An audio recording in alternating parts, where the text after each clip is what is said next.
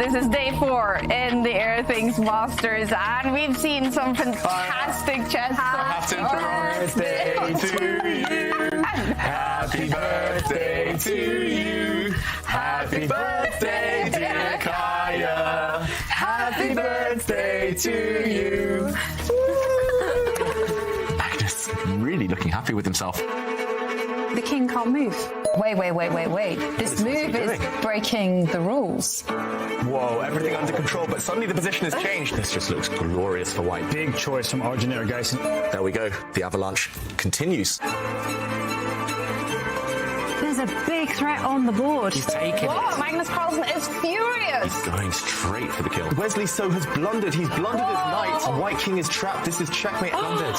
Magnus Carlsen showing his genius. I'm so excited to spend my birthday here together with you guys, our excellent chess experts in the studio, Grandmaster David Howell, International Master Tanya Sachdev, and Grandmaster Robert Hess. And Robert, yesterday, what a day, especially winners final with Magnus Carlsen and Hikaru Nakamura. What did you take away from that? It was epic, and it was mind games. Some tricks by Magnus Carlsen. He seemed to be in Hikaru Nakamura's head, that bid 1 second apart. That was fantastic. Yeah. And today, Tanya, it's all about getting that second spot in tomorrow's grand final to meet Magnus Carlsen. Who do you think will take that final spot? It is going to be a tough match for both these players. Now, Wesley against Arjun is what we start with. Of course, on paper, it's easy to say that Wesley is a favorite, but do not underestimate Arjun. He has shown that on a good day, he can beat the very best players. He has been in form, the only one so far in this event to have beaten Magnus Carlsen.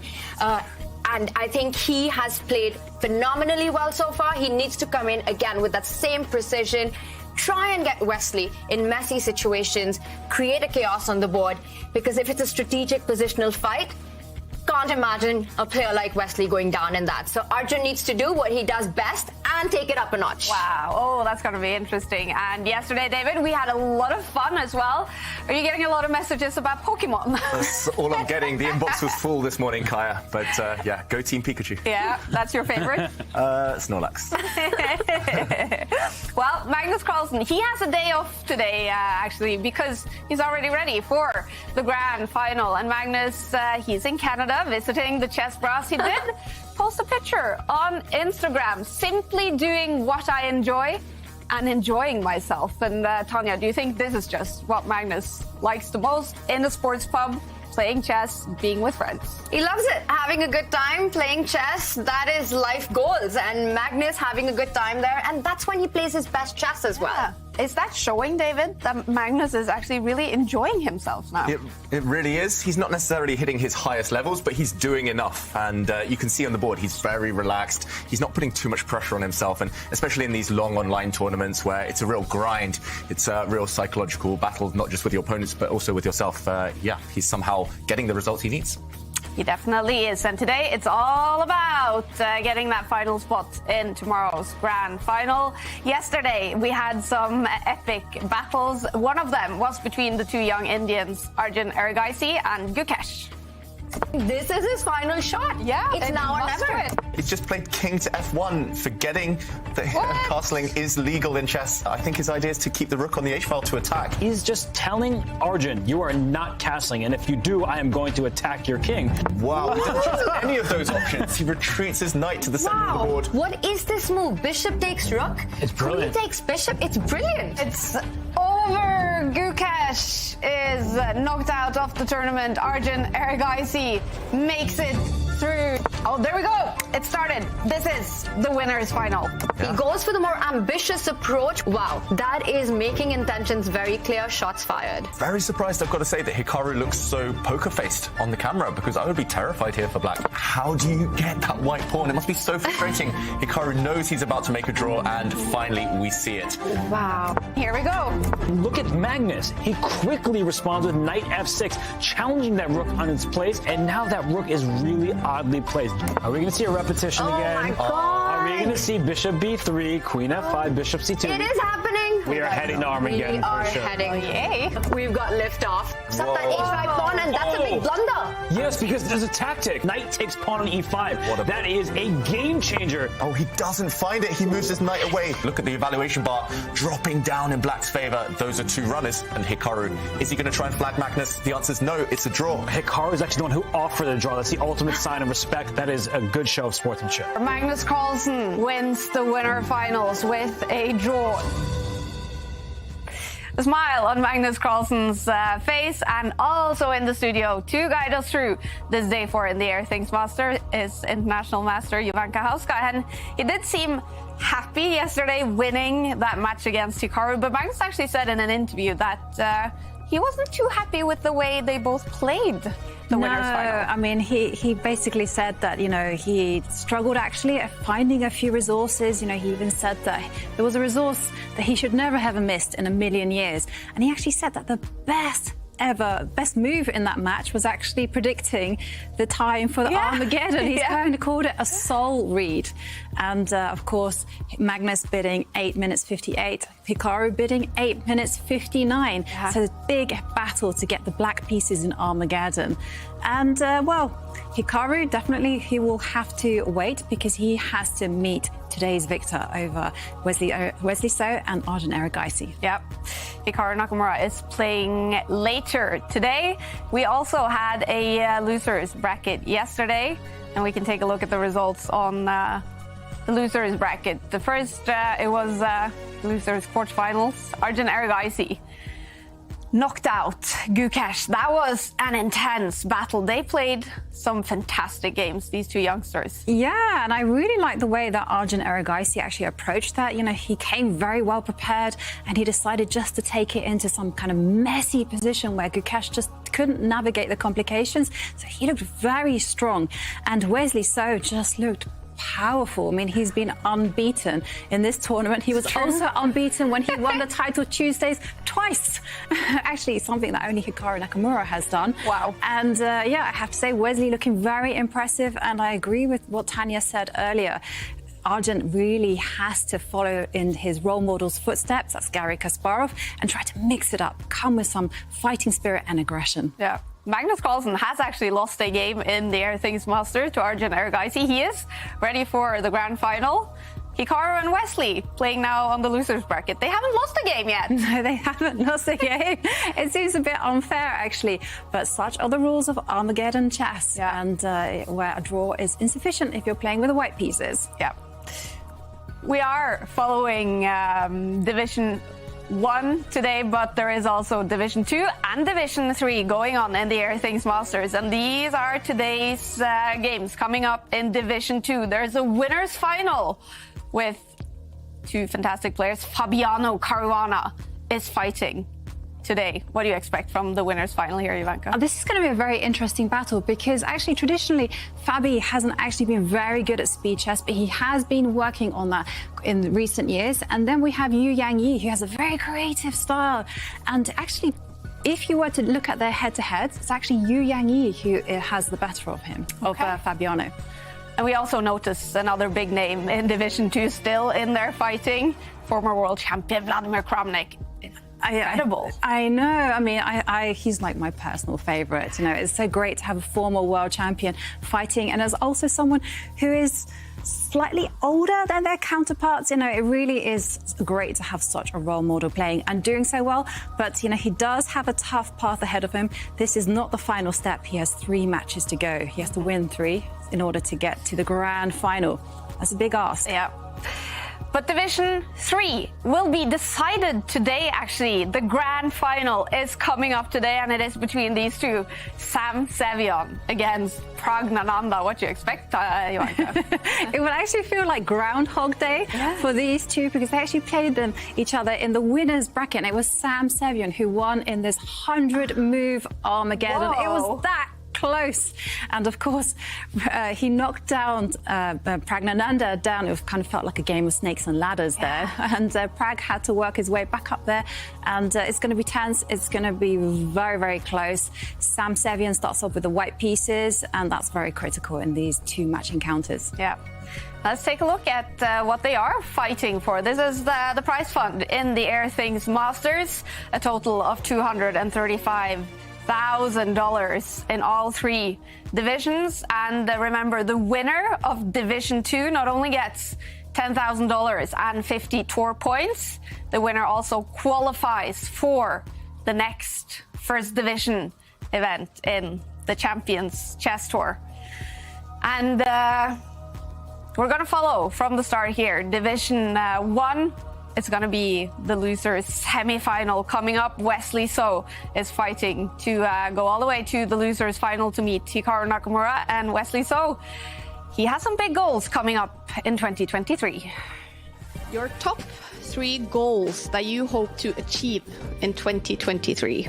Let's see, the first one would be to qualify to the candidates. I've only played in the candidates once, and it didn't go very well in 2018. So I'm very excited to see what 2023 holds. There still be some over-the-board tournaments here and there, but almost half of the tournaments are held online, and they're very important. They got a lot of stake. I'm very pleased to win last year's the Global Chess Tournament. I'm excited to be part of the new Champions Chess Tour and chess.com. It's interesting to see what this new partnership will hold for them. Win some big online tournaments. That would be very nice. For me as a player, I'm trying to balance myself between being very good at classical while also doing not bad at online and speed chess, because they're very different things. And so this year is going to be exciting as well as a challenge. And my calendar is actually getting very full at the moment. I also need time to spend between resting, recovering, and also preparing. And number 3 would be too ambitious, but I'd say reach the top 3 in the world. Some impressive goals for Wesley So, but his very first goal right now is to reach the losers final to face Hikaru Nakamura. He's up against Arjun, Erigaisi, and the player that wins this match between Wesley and Arjun, the player that reaches the losers final, is actually guaranteed a spot in the next first division event in the Airthings Masters. Do you think that's something that is maybe especially for Wesley in the back of his head heading into this match? Yeah, I think for Wesley So, he was given an automatic entry into this one. He wants to earn himself a chance once more, and he sees this as an opportunity to face off against Hikaru Nakamura. He wants that rematch. I think Wesley, he's trying to earn his place in that grand final. Yeah. Who do you hold as a favorite in this match, David? Well, I'm going to have to go with experience. I'm going to have to say Wesley So, even though I am Arjun's biggest fan, as I said yesterday. Not many people have crushed me like Arjun Erigaisi has crushed me. I think it's going to be very close. There's a lot at stake, that first division spot for the next tournament. But whoever wins is going to have to run the gauntlet anyway. Imagine facing Hikaru next, then having to face Magnus in the final, and having to beat Magnus twice. Whoever gets there, what a Herculean task. Yeah. It's best out of 2 games in the losers semi-final. If they are tied after those 2 games, then it will go to Armageddon. And Wesley and Arjun, they're sitting basically on opposite sides of the world. It's quite early in the morning for Wesley So in Minnesota. Arjun late at night playing in India. And what will it take for Arjun today, Tanya, to beat Wesley and make it to the losers final? He has to have a lot of energy for today's match. Now, Wesley is perhaps the hardest player on the circuit to beat. He is super duper solid, and I'm a big fan of Wesley. I mean, how can you not be? The guy is just probably one of the kindest chess players, and on the beast, he's just, on the board, he's an absolute beast. Yeah. He just doesn't lose any games. Again, what I said earlier, Kaya, it's really important for Arjun to stick to his style today. He needs to get those dynamic positions, the kind which is just filled with landmines. You know, everyone and anyone can go wrong, and that's why he has his best chance against Wesley. He needs to believe that he can beat him. They played together at the Tata Steel Chess India, Rapid and Blitz, and in fact, Arjun with the white pieces did get a win against Wesley in the Blitz section, and the other 2 games were a draw. So in speed chess, I think he does have that confidence that he can do it. That said, it's so hard to bet against someone like Wesley. Yeah, definitely. 10 years separate these 2 players. Wesley So playing for the US and Arjun Erigaisi playing for India. ranked at number 8 and 38 in the world in classical chess.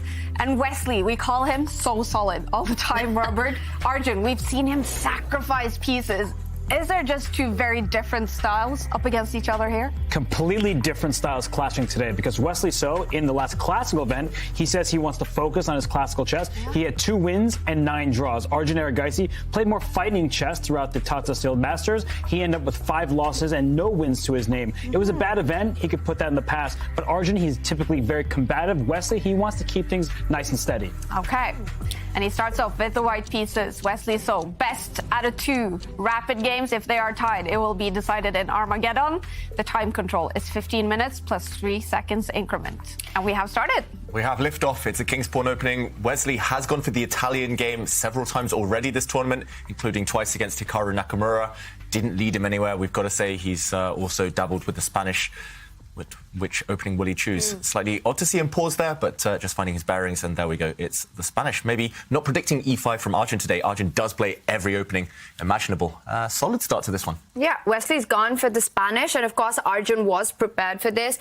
I really want to add that I think it is an advantage to Wesley to start with the white pieces. With 2 games. And the reason for that is, of course, because he has the higher seeding in the tournament.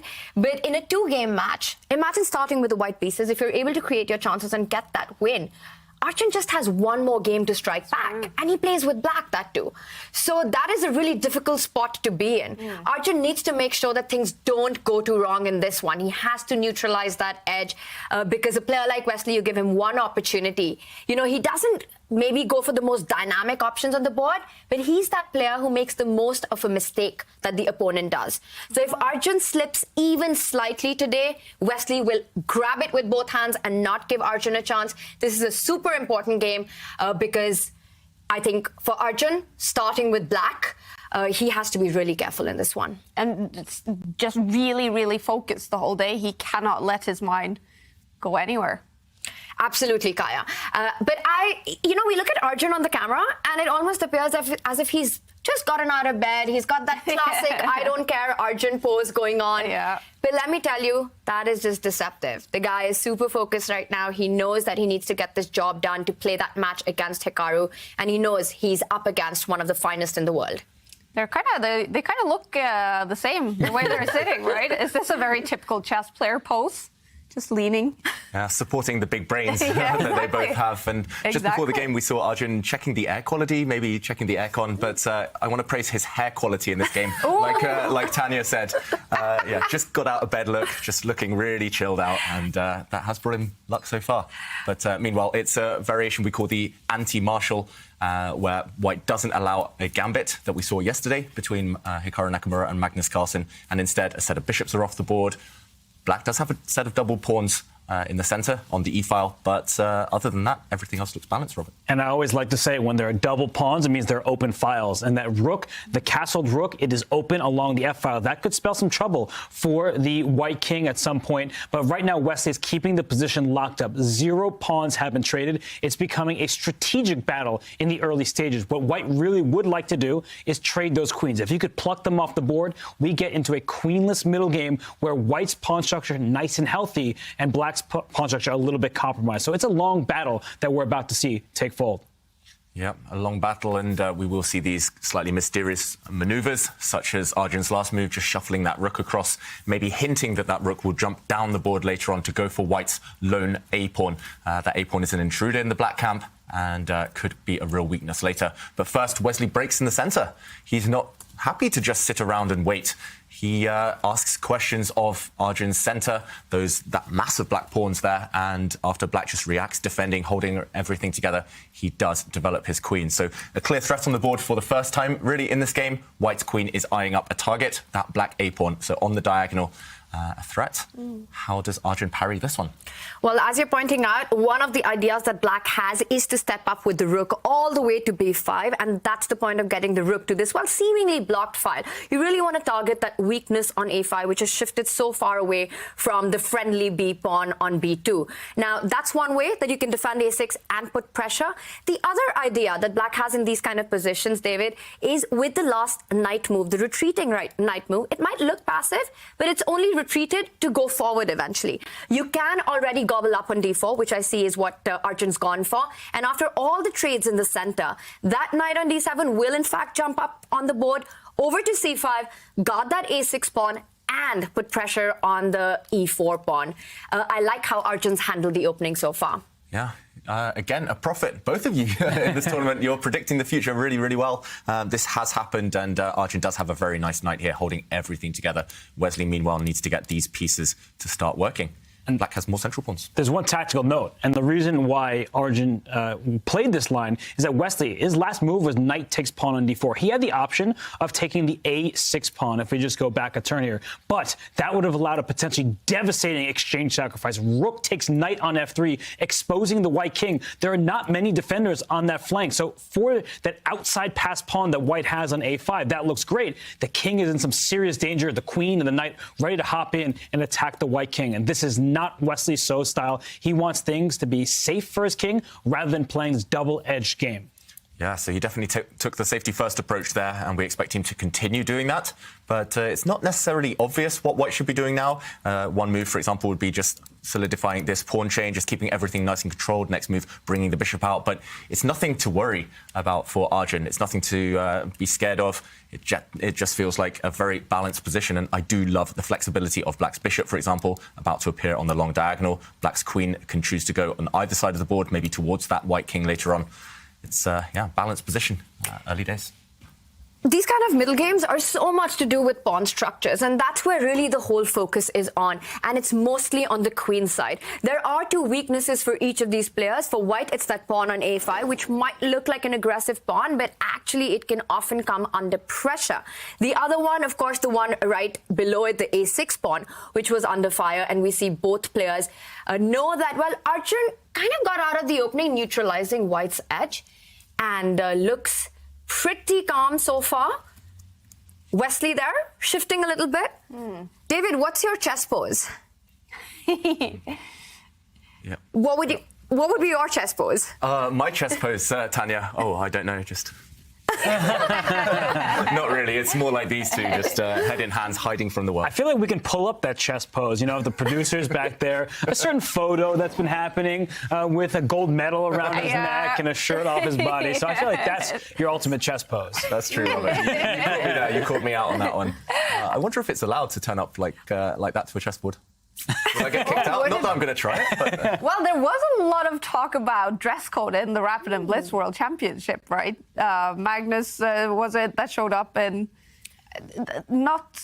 I guess they call it appropriate clothing because it wasn't like shirt or suit. What was the problem there? I think he was wearing a Puma hoodie there, and it was the day that he showed up really late for his game and came running. I think it was a blitz game. You've got 3 minutes on the clock. The guy just runs in with 30 seconds left, 2.5 minutes late.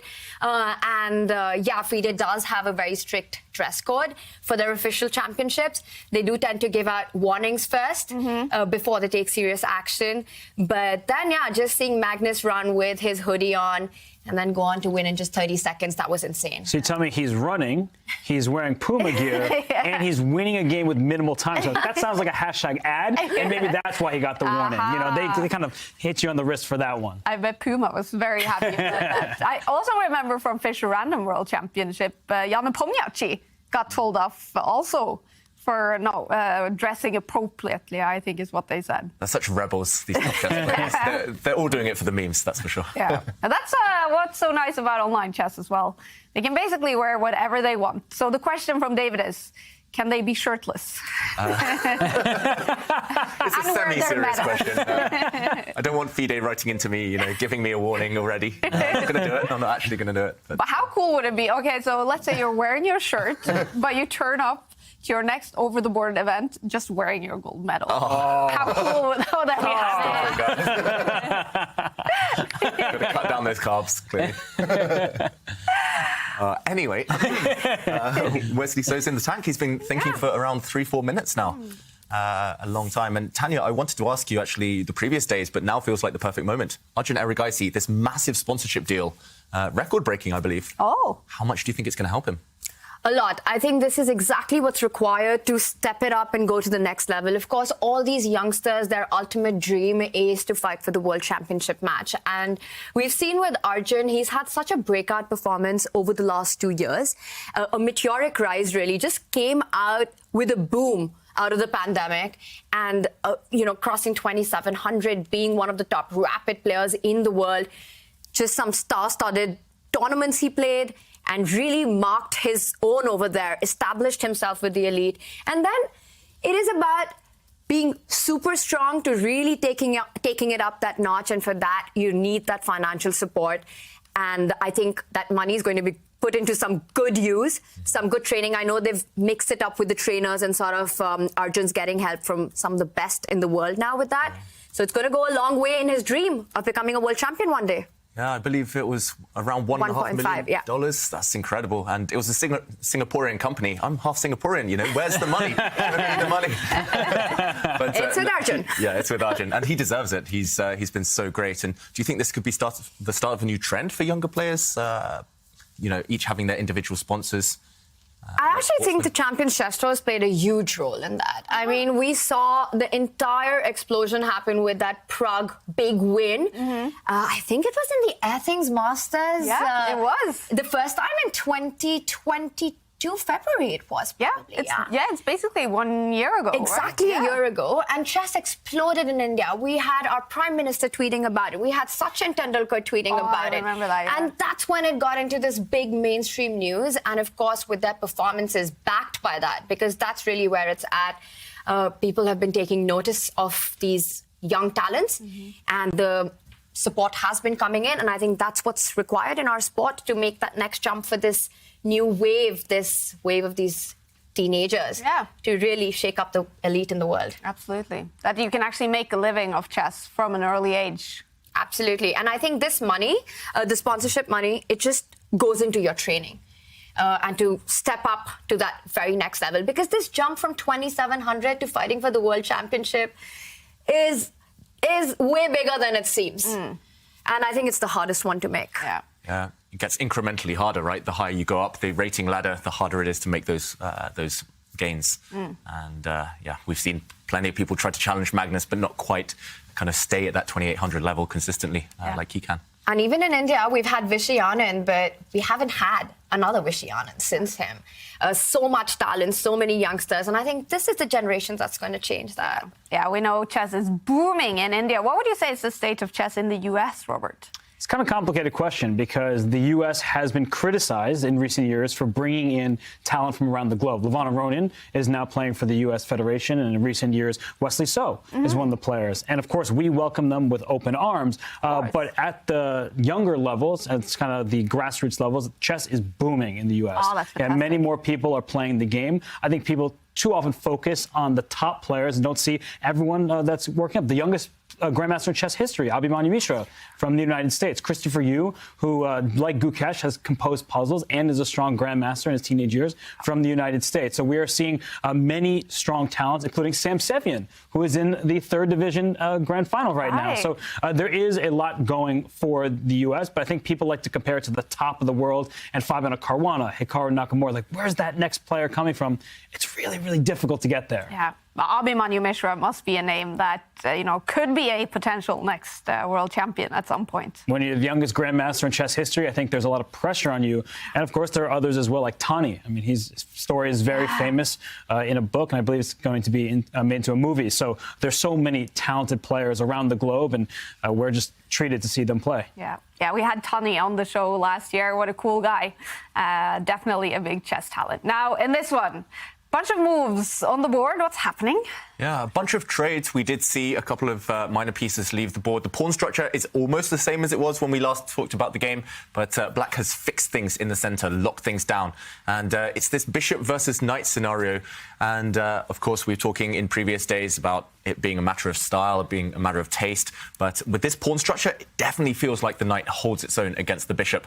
White does have the opportunity to try and trade off later on, capture that black knight, but that doesn't lead to any advantage. With the extra central pawns for Black, with the extra central control, it definitely feels like the more pieces come off the board, the happier Arjun will be right now. And big decision. I don't think you should rush to trade queens, we should mention here, Robert. But what else could Arjun be thinking about? I just think it was a brilliant last move from Wesley So, because so many people would say, I can't allow you to take my queen and double isolate my pawns. But if black does grab the queen right now, it would be a huge mistake, because pawn structure, Danya Naroditsky, let's say, it's overrated. People look at the aesthetics. After the capture, the rook is forced back. And then white can, in fact, take this knight on c5 once the rook retreats, because the open d file is so important, in particular the d5 square. That rook hits 2 pawns at the same time. There's no way for black to defend them. White's just going to go pawn grabbing. It's going to be happy pickings for Wesley So. There's no way Arjun Erigaisi is trading queens, despite how bad the white pawn structure would look.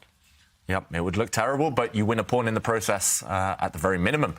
So Arjun here, he will for sure be looking in a different direction. Does he just maintain the status quo? I guess you can move this rook. I'm not sure where you want to place it. This knight, at some point, you can just retreat it back to a safe square. This rook is a bit stuck. I loved this piece just a few moves ago, but suddenly now it's tied down as a defensive piece, holding and protecting its own knight. It's never really going to be able to gobble up this pawn, which is well defended by white's rook. So this rook does look like a clumsy piece. Normally rooks, you want them shifting across the board on open lines. Here it's just very locked in. So I don't like that piece at all for Arjun. But the rest of his position, very solid. I don't see any specific threats for white. If black just takes a timeout, just as an example, pushes a pawn, I don't see what Wesley's doing next. Maybe it is this idea that Robert mentioned of lifting the rook, but that also looks clumsy in its own right. There would be some tactics there potentially, and both sides having loose pieces. So I do expect Arjun to play the waiting game, just a very slow move here, but it's not necessarily his style. It's not what he likes to do. He's going to be trying to calculate and solve problems that way. Well, Arjun's style is to be more aggressive, but if he tries to do that in this position by going after that weak A-pawn with the knight falling back to B7, yes, it looks as if that A-pawn is undefendable and you're going to end up losing it. But actually, this would be a huge mistake, because now the white queen gets so active, David. You go queen to c6 and you're hitting that a6 pawn. And this is a trade that is going to result in white's favor, because take a look at this. If you capture the a-pawn with the knight, queen takes a6, hits the rook, hits the knight, and you actually end up losing a lot of material. So right now, you need to play it a little slowly, like you're saying. Make a pawn move, make a rook move. And I like this, because now what he's done is he's defended that a6 pawn. He's threatening to go back with the knight to b7, the idea that I was just discussing. And if the queen moves forward, then at least the a6 pawn is defended. Yeah, that's what we call prophylaxis in chess, just defending against threats that haven't yet appeared on the board. And he's just covering his weak pawns, covering any potential threats for white. So really nice, classy move there from Arjun. It did cost him a bit of time, and now the players are roughly balanced on the clock. Yeah, also really tense. The queens are eyeing up each other. What is your tip for beginners in chess in a position like this? Do you want to keep the queens on the board? Do you want to get rid of them?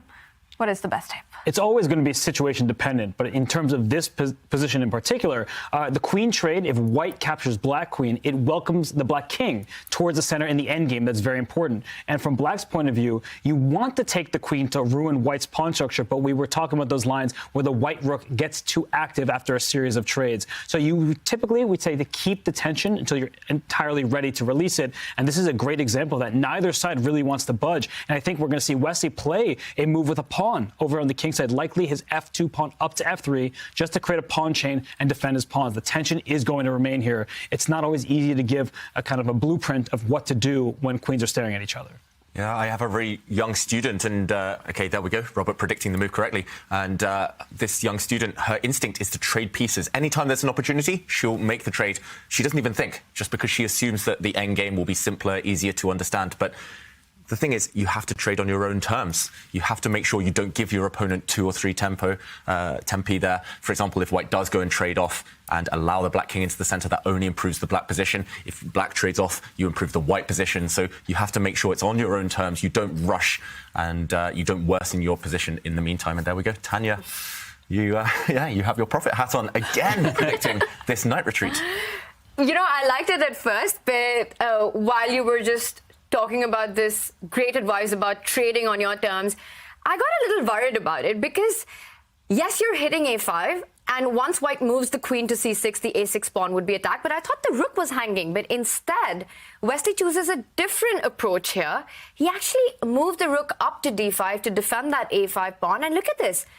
Arjun, not even taking a moment, immediately blitzes out the move c5. And what he's done is he's made his intentions clear. He wants to pick up that a5 pawn. But in the bargain, he's made this d6 pawn such a huge weakness. Playing with confidence. Confidence, Lot of but confidence. also very committal. This is the type of move that I would never dream of. It wouldn't be on my radar, I've got to say, just from the way I was taught when I was young. Don't make long-term weaknesses in your position. Black certainly has weakened the pawn structure. Robert's talked about the base of the structure before, and Black's knight is tied down forever now. Wesley's queen has got out of dodge, and yes, you can take that white A pawn, that corner pawn, at any time you want, but you might lose the whole of your pawn center in the process. Yeah, very committal decision. It's the type of move that has become more accessible to humans with the advent of the engines. If you showed this position to a grandmaster from 1950, they would say, what is wrong with you? That c5 move was terrible, out of the question, because it completely ruins your pawn structure. And yet, we see the eval bar, it's sliding slightly in white's favor, but it's because it's hard for white to do anything. The rook on a1 in the corner, tied down to the defense of the a5 pawn. The rook on b5 for black is staring right at it. And the d6 pawn, it's hard to pile up more pressure on it, and the knight is a good defender of that pawn, especially when the rook is leading the way. So I feel like that type of move has become increasingly common in modern times. But if you went back to that famous book, Zurich 1953, and were analyzing with the legends of the day and showed them that move c5, they would say, get out of here. You're not a strong player. Arjun Erigaisi is strong. He is well aware that he can hold down the fort despite appearances. Yeah, I do worry, however, if the knight is stuck on this square as a defensive piece, therefore the rook is stuck on this square, it can never retreat, and this rook in the corner may be stuck defending this this loose pawn, then suddenly Wesley might switch his focus, switch his attention, swing his rook over, even if it comes at the cost of this weak A pawn. And when he does lever open the position, open things up, then things might turn against the black king. Suddenly the black knight is caught on the wrong side of the board. It can never act as a defender. Arjun does switch his rook across, and what do you guys think? And I Why think go for that now? This was important because if we can just show this point that Robert was making, that if actually black did pick up the a5 pawn, giving up the d6 pawn, it just shows what a disaster black's pawn structure would have been. You know, you've still got a weakness on a6. The c5 pawn is super weak, and it just feels as if black's position is going to fall apart, which is why Arjun decided to now reshuffle the position a bit, put that rook in the center. It feels the move c5 was made to just make the position once again, get it into a little more dynamic territory, but very committal there. Creates this long-term, lifelong weakness of d6, and I have a bad feeling that this might come to haunt Arjun. Yeah, he still needs a few moves to arrange the possible capture of this pawn, so Wesley has this luxury now. He has 2 or 3 moves to try and build up, whether that's playing on the other side of the board, trying to push this pawn forward or not, whether he finds a different plan. That's what Wesley's going to be thinking about. But only 4 minutes against 6. He needs to speed up. To Wesley, you know, he can do what David was suggesting, slide the rook over to the king side, but that creates a dynamic position. That's when the clock becomes a real factor. Wesley, for now, he can kind of sit on the position. It's locked up. He can make small moves, but with only 4 minutes and counting down on his clock, he does not want to enter tactical territory against Arjun Erigaisi, who is an absolute wizard when pieces are flying. And I think this is where we can see the clash of styles as we've been talking about. If Arjun was playing with the white pieces, David, I could have bet that your idea would have been on the board. With the rook sliding down to the f file, say, give up that pawn on a5. You know, I'm playing for the initiative. And if all of black's pieces are on the king side, we would have seen that rook f1, f4 break that you were hinting at. But of course, Wesley keeping everything under control, just going for a more solid approach, keeps the tension as is, makes a small little move h3. And Arjun, wanting to keep the pressure on the clock, also makes an equally useful move. When in doubt, just create a little space for your king. Yeah, and it definitely feels like Wesley is just maintaining the status quo, not feeling that he can go for it yet with just 3 minutes on the clock, not making any dynamic decisions. We've had this debate in the past. I know a lot of top chess players, they look at Wesley, they see one of the most talented players out there. His instinct's just supreme, but he doesn't like taking these risks. It's as if he hates losing more than he enjoys winning. And it just feels to me, these last couple of moves, yes, he's potentially preparing a pawn break with f4, but he's not really sure what to do. He doesn't really want to choose a specific plan and go for it. And the a5 pawn is a long-term weakness. So if black can slide his rook up from e8 to e6, defend that pawn on d6, maybe bring the queen on over to the other side of the board, the a5 pawn may be falling. And that's what Wesley has to look out for. Black doesn't have the time to just put all the pieces over on the queen side, because that move f3 to f4 for white uses a battering ram, open that flank. That's what Wesley needs to consider. And his last move hints at that. He brought his queen back a square so that f4 becomes a viable option. And with that rook on a1 eventually sliding towards the king side, we could see him take this into tactical waters. And queen f6 from Arjun, it prevents that move f4. If we just show that quickly, that would be a huge blunder, because after pawn takes pawn, the rook on a1 is in fact loose. So it's a multi-purpose move. It defends the pawn on d6 another time. It also prevents that f4 move, which is kind of White's only big idea.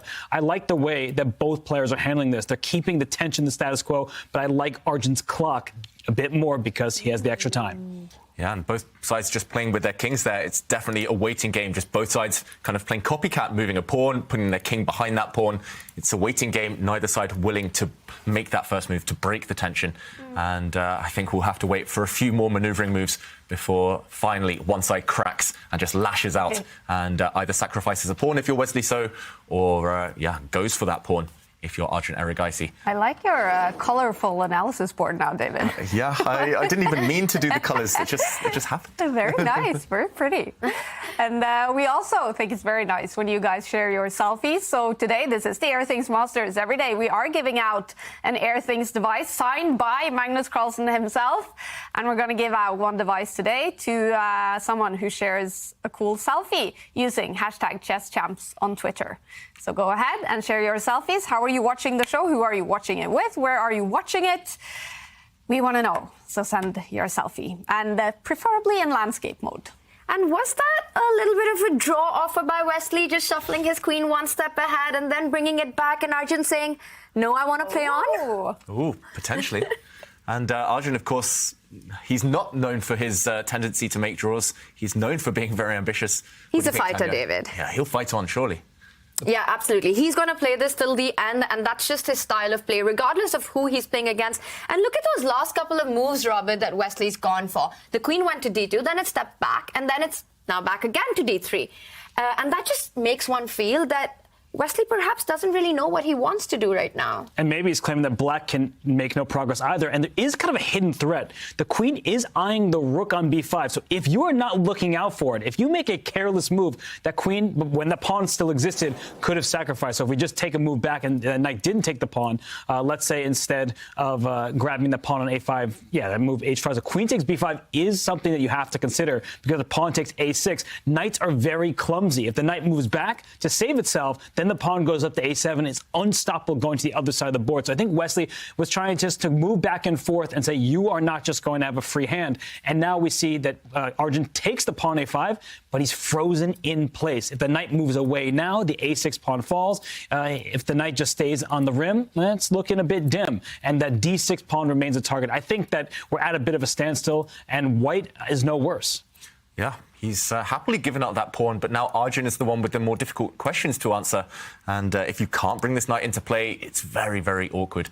We might see another repetition of the position if black just kind of sidesteps, yo-yos with the queen, white just sidesteps and yo-yos with his queen, and neither side making progress. I do wonder whether Wesley will be thinking of sliding the queen the whole way across to the corner, just to put extra pressure on that knight, force it to move by brute force. But we will see, first of all, how Arjun is feeling about his chances. He does sidestep with his queen. At least he can slide back to defend this knight, give it extra protection if he really needs to later on.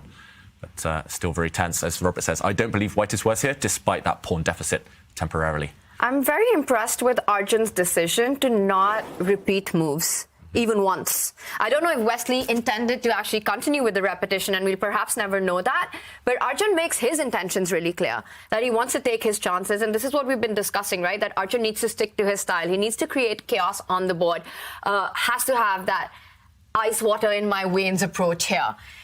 So I mean, against a player like Wesley with the black pieces, most of us, well, I'm not even going to put myself in that category, but like most players would be happy to take a repetition and say, you know what, I get white in the next round. You want to repeat, I'm happy, but Arjun here fighting this out. Is that what they teach in the Indian school of chess, Tanya? I never see you take quick draws either. I always see you fighting out to the very end. You know, I've always felt that women chess players, female chess players, they have a thing for fighting it out till the end. I don't think we're very comfortable taking draws. I think we're fighters like that. Oh. Yeah, and I see Robert looking at me with his eyebrows raised. No, it had nothing to do with what you were saying. Look at the last move that was played. Wesley So also is not in the business of making a draw and repeating moves. He pushes his pawn to f4, and he's saying, let's go. If he can get one more move, a free turn, he would push that pawn forward and create an attack with his pawns against the black king. So if black says, I don't want any part of that, let me take your pawn on f4, well, thank you very much. My bishop is finally free. Those black pawns on the dark squares were making sure that bishop had nowhere to go. Now d6 is hanging 3 white pieces attacking it. The rook on b5 stuck defending the knight over there. If the knight moves back to b7 to defend the pawn d6, down goes your a6 pawn, and your rook on b5 is loose and kind of trapped as well. So d6 is a problem point for Arjun Erigaisi. I think he's going to regret taking that pawn a5. Sometimes your biggest strength is your biggest weakness, and playing fighting chess can backfire, and I think we are seeing the signs of that right now. And look at the clock as well. Arjun now has got less time than Wesley So. With all these trades that have happened, the d6 pawn is a weakness. But yeah, I was just, just to finish that point, I think very rarely will you find quick draws in women chess top events. As long as the Musichuk sisters are not playing each other. I'm not trying to call them out. I'm just, being honest. Nice weather today, Rob. It's family over everything, Robert. Actually, it's calculation over everything. You got to talk to James Canny a little bit. And meanwhile, okay, look at the evaluation bar, because that black d6 pawn has dropped. Yes, it's come at the cost of white's central pawn, but if you count the pieces in the center of the board, white is up. Those 2 black pieces, the black rook, the black knight on the edge, they're balanced out by white's rook. Black is essentially playing a whole knight down, and if the attention does switch towards the king side, towards the kings, it's black who will be suffering. So again, the count here doesn't matter. Stop the count. That black extra pawn, irrelevant, and I really fear for Arjun's life here in this game. This turned around really quickly, and he's coming down on the clock as well, but it's kind of level here right now, but huge threats with that rook landing on with a check on d8, which will force the king up to a square where it might pin the rook on e4. So big threats. The one thing that is going for Arjun here is that Wesley's rook on a4 is a little stuck. Imagine if that could come all the way down and join the attack from the f file or the e file. That would be an absolute disaster. But this is looking tricky. Arjun needs to keep control over his nerves and make all the right moves to defend this one. Yeah, massive threat on the board, as Tanya said there. If black just plays kind of an irrelevant move, then there will be a nasty check, and there's nowhere good for this king to go. Just to highlight your point here, maybe the safest square would be walking into a pin, and you don't want to see that one appear if you're black. So huge threat. How does he neutralize that one? You could maybe swap off a set of rooks at the cost of a pawn, but that's a hard move to make, because then you'll always be fighting for only a draw, and it's not Arjun's style. But maybe damage limitation is the name of the game, and okay, he does choose that move just to trade off one of white's active pieces. And after a rook trade, yes, white takes the pawn back. It's level material now, but black still has a bad knight against a very strong bishop. But the fact that Wesley is thinking here, because he would lose his rook, and that is what I was about to say. Wow. He was thinking he does not take the rook. Immediately, he says, I'm going to trade on my own terms. If you take this rook, if black captures it, the queen goes up with check and wins the knight on a5. The geometry of this position is beautiful in white's favor. So what has Wesley accomplished? He's dragged Arjun's king out into the open. The rook trade has in fact occurred, but the difference is the black king on f7, which means there could be a queen a7 check over there. There are some issues that black needs to solve, and it's even material, but it's not a level game. And 8 seconds on the clock for Arjun in a very difficult position where you need to make very precise defensive moves. Few seconds left. He does retreat his knight, but the checks don't stop. The pressure doesn't stop. Check after check at the moment, and Arjun, he's really lagging behind on the clock, and he does beg for a queen trade. If Wesley wants a really safe endgame now, he just trades the queens and goes for an extra pawn. White's rook is ready to grab a pawn, but of course, black's king is weak, so you should keep the queens on the board. And okay, will we follow that advice? What do you think, Tanya? I think Arjun's now hoping that Wesley repeats with the check, but I will be shocked if Wesley gives queen f4 check again and offers a repetition. No. I don't believe that's going to happen, David. worst comes to the worst, Wesley takes the queens off and tries to go for an endgame. But yeah, I think he'll keep the queens on. As you said, Tanya, maybe the key idea at some point will be to retreat the white rook, swing it across. You need to get it to a better What square is happening?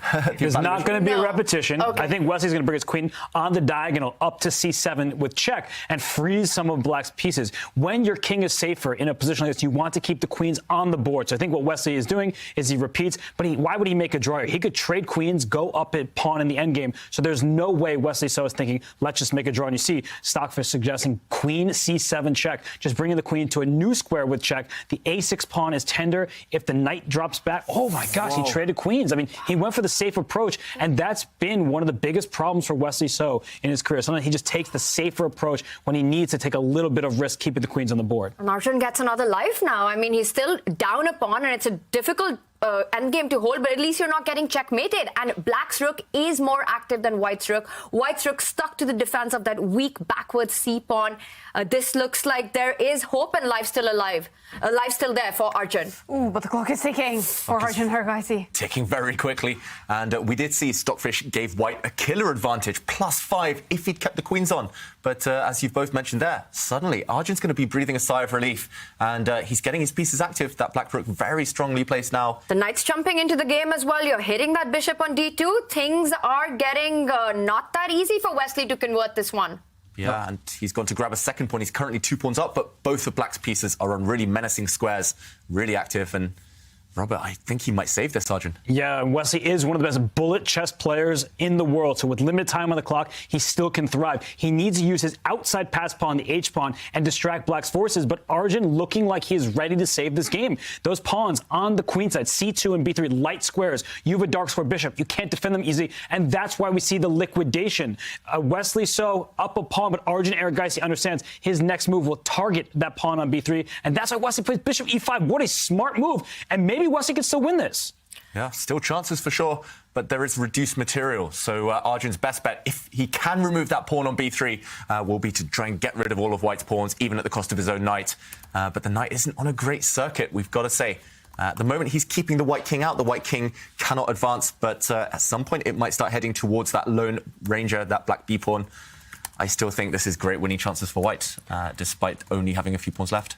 And we see the eval bar agrees with you, David, and that's because black's knight cannot get to that b pawn. If we can just take away all the queenside pawns, then this will end in a draw. But now what has happened is that white actually goes on to pick up the b4 pawn. What Arjun wants to do is then fall back with the knight to c1. There will be no way to defend the b3 pawn. The pawns have been traded off, and I would feel that this is a draw, but the problem is the knight is getting trapped. Yeah. You're not coming back from this square. You're not finding any safe squares later on. Maybe there's no way to go for the black knight yet.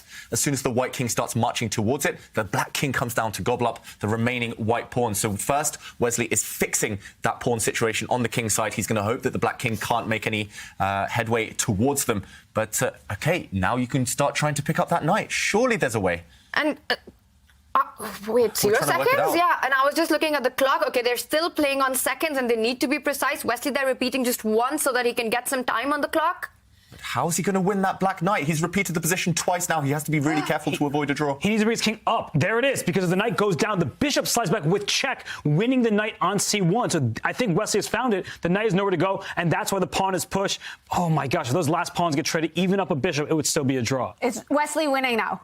He should be. We've got to trust the evaluation bar here because it's pure calculation. The margin for error, I'm not sure it's very high. That's the only thing. We could see the evaluation bar drop if he makes one slip, but he should be winning.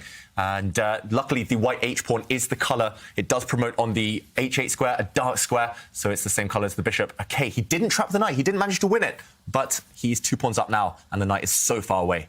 Should be winning. What do we think? And this is the point. If the pawn was of the wrong color, David, black could have sacrificed that knight for the f4 pawn and just get his king to the right square, and it would have ended in a draw. But now Arjun has to fight for this one. It is a winning position for Wesley. He still has to show a little bit of technique, but I believe that Wesley will do this. He will take this point home. Yeah, the problem is it's always going to be Zugzwang. There's no fortress here because the Black Knight has to guard against 2 pawns, and Knights can never lose time. They're the worst piece at losing time.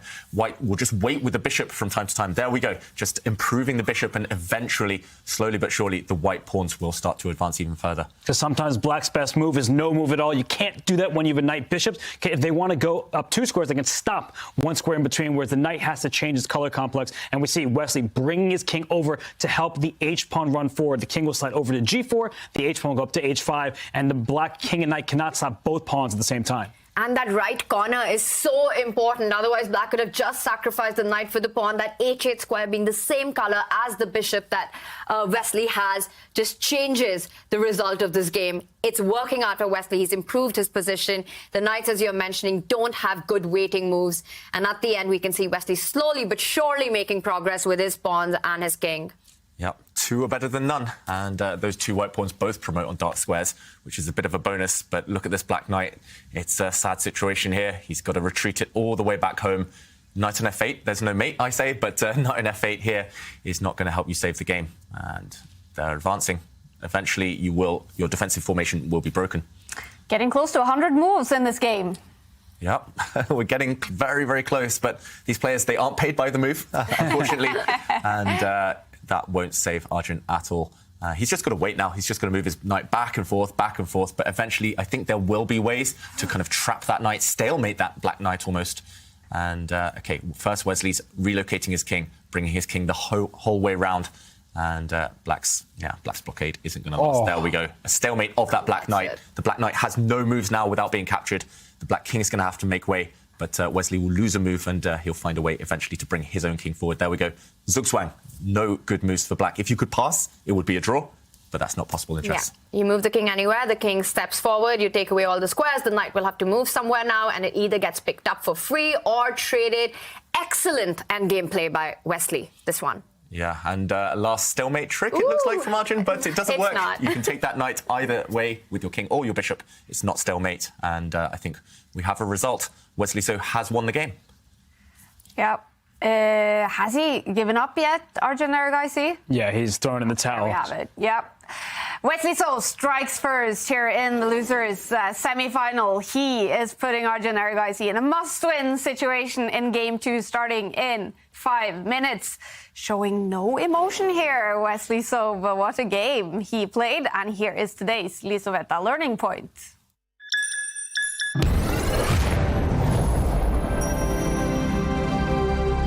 So today's learning point is about trading pieces on your own terms, and one position, one scenario not to trade pieces is when you have the safer king. Here, there's a standoff between the 2 queens. White does have the option of taking the queens off the board, and Wesley So against Arjun Erigaisi, he did go for this, but he almost spoiled his winning chances. He took the win in the end, but with a bit of luck. He should have kept the queens on the board. This queen check would have been devastating, forcing the Black Knight back, and now White can actually win in a variety of ways. You can go after this pawn in the next few moves. For White, it's extremely weak. You can try and get this rook back in the game. You can bring your bishop in to try and target this pinned Black Knight. It would have been all over within a few moves. Instead, Wesley So traded off, and this Black King breathed a sigh of relief. It was no longer in trouble, and after recapturing, we saw that suddenly Black was on the attack, White had to go passive, and Black had great drawing chances. So only trade pieces if it really helps your position.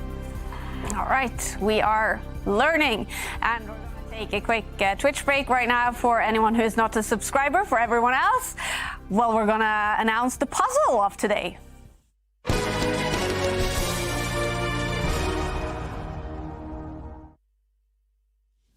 Ivanka is coming into the studio. We've just seen Wesley win, putting Arjun in a must-win situation in game 2. That's going to be a dramatic game. That is certainly going to be dramatic, and I have to say, very impressive stuff from Wesley. And I have to say, it looked like he'd been reading the Sun Tzu's Art of War, you know, appear weak when you are strong.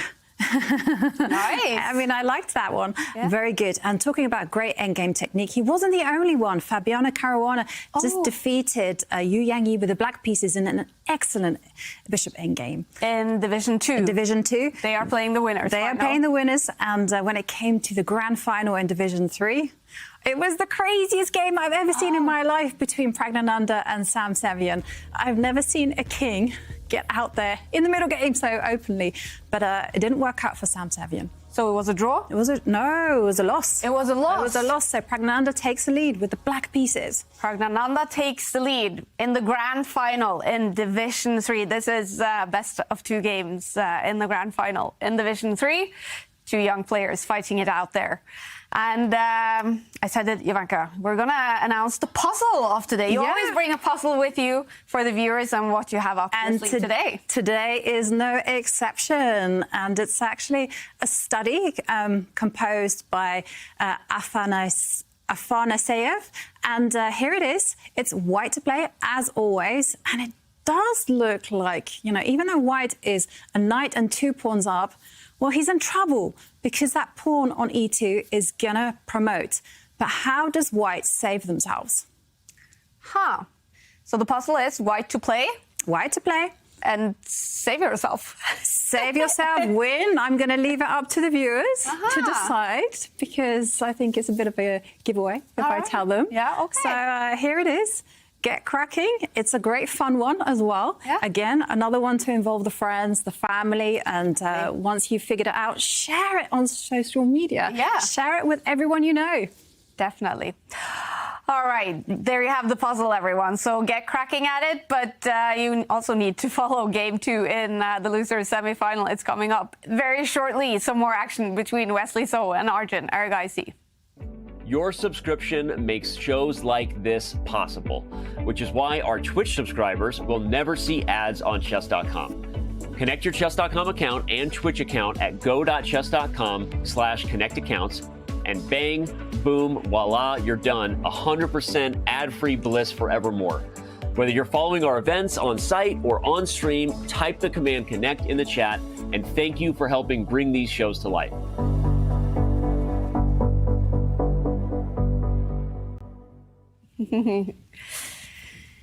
We're getting ready for Game 2 in the losers semi-final between Wesley So and Arjun Erigaisi. And Tanya, you said it. It's actually a huge advantage to start out with the white pieces, like Wesley did here on the losers bracket, where there's only 2 games. And Arjun, he's in a must-win situation now. He has to win on demand. Well, at least his task is cut out for him. But the bad news is he's playing Wesley So. Yeah.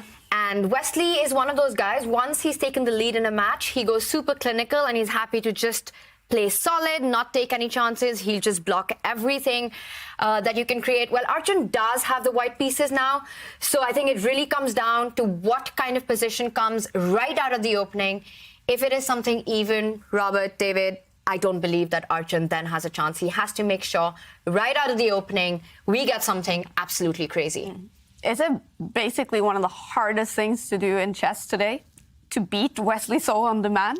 Wesley So is a brick wall. Yeah. You do not want to punch against it. You're going to break your hand. That said, Arjun Erigaisi, he's willing to lose. And that's the most important thing when you have to win. He doesn't just play a safe style where he's going to draw the game. He will give it everything he has to play something maybe dubious that Wesley doesn't suspect. And he needs to catch Wesley So off guard because when he's prepared, we saw what he did against Hikaru Nakamura.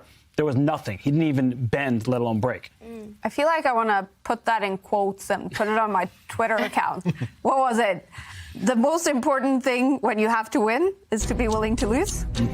Very good. All right. Yeah. I'm learning too. That's deep. That is very deep.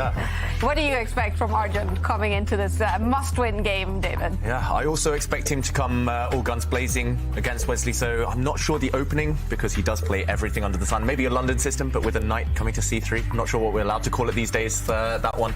But yeah, something aggressive, something that keeps all the pieces on the board and asks questions early. He did beat Wesley So with the white pieces in the Blitz, in the Tata Steel Rapid in India. And there we saw Jabava London. So might piecing, but no, he completely switches it up with 1e4, and we've got an Italian. I was hoping for an Evans Gambit, but we didn't see that. The Evans Gambit is when white sacrifices a pawn for a quick initiative. I think that's been proven that it doesn't quite work out, and there is quite a lot of theory that helps you parry it off. So I think we're getting a solid start thus far. I like this, though. Bishop g5, just posing some questions in the early going against Wesley So. Yeah, the one thing I will say, however, about bringing the bishop out to g5 early is that Arjun has been doing it from time to time recently. He played this in Tata Steel. He's been playing this in the World Blitz, the World Rapid. And Wesley, if he's done his due diligence and if he's done some research on this opening, he will have been able to predict what Arjun is up to here.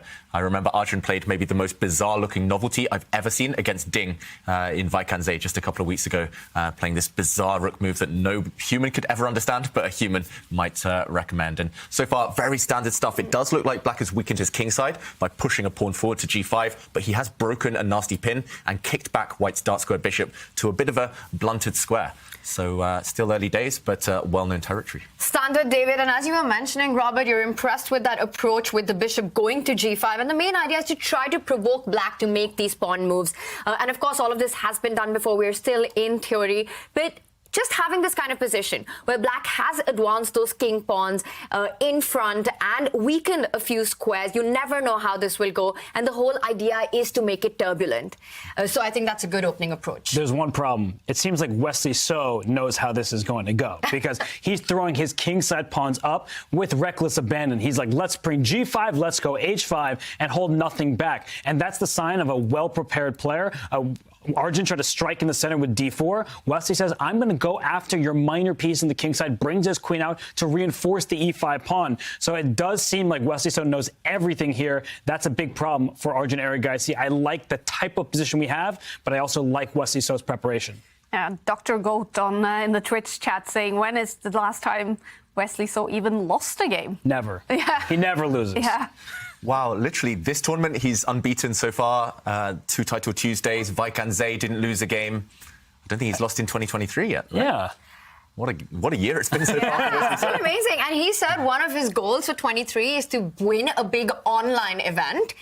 And it looks like he wants to make the most of this second shot that he has. Well, he did win it last year with the Global Championship. And Wesley So taking the lead in this match and playing confidently and taking his chances in the second one as well. Yeah, the winner of this match will go through to face Hikaru Nakamura in the losers final, starting right after this match has finished. And the winner of the losers final will meet Magnus Carlsen in the grand final tomorrow. Will it be Wesley So? Will it be Arjun Erigaisi or Hikaru Nakamura? And Kaya, on your birthday, what do you want to see? Do you want to see Arjun win this one, fight back for Armageddon? Or do you want to see a Wesley So against Hikaru Nakamura final in this bracket? I want to see Armageddon. That's all I wish for. Whoever it is, I want to see Armageddon. And Wesley So is a very nice guy, so if he hears this, he probably would say, all right, Kaya, Armageddon for your birthday. Sounds like a nice present. And we are getting a fight that could lead to that Armageddon, but every single turn, it feels like Wesley So is moving instantly. That must strike some fear into Arjun Erigaisi. He needs to win this game, but the position is incredibly dynamic right now. We see the Black king side. It is open. You've thrown your pawns forward, which means there are weak squares left behind, and White has given up the bishop. The last move captured the knight on c6, and then Black was able to capture back. So the pawn structure is bad on the left side of the board, the queen side, and the right side of the board, the king side, because the pawns are sticking out like sore thumbs. That said, the bishop on a7, such a strong piece for Black, staring all the way across the board to the enemy king. I feel like Wesley, he's now slowing down. He might finally be out of preparation. Yeah, and just a few moves ago, we saw him pause for 30 seconds. He looked off to his left side, and normally when players are staring off to the left, staring off into the air, they're activating that side of their brain, which is the memory part. So he was just recalling his opening notes, but now for the first time, he's really looking into the board, trying to work things out. So I think you're right, Robert. He's on his own for the first time in this game, and it's not the type of position you want to be on your own. You want to know exactly what's going on here, because multiple threats. White is eyeing up this pawn. This pawn is undefended, or not sufficiently defended right now.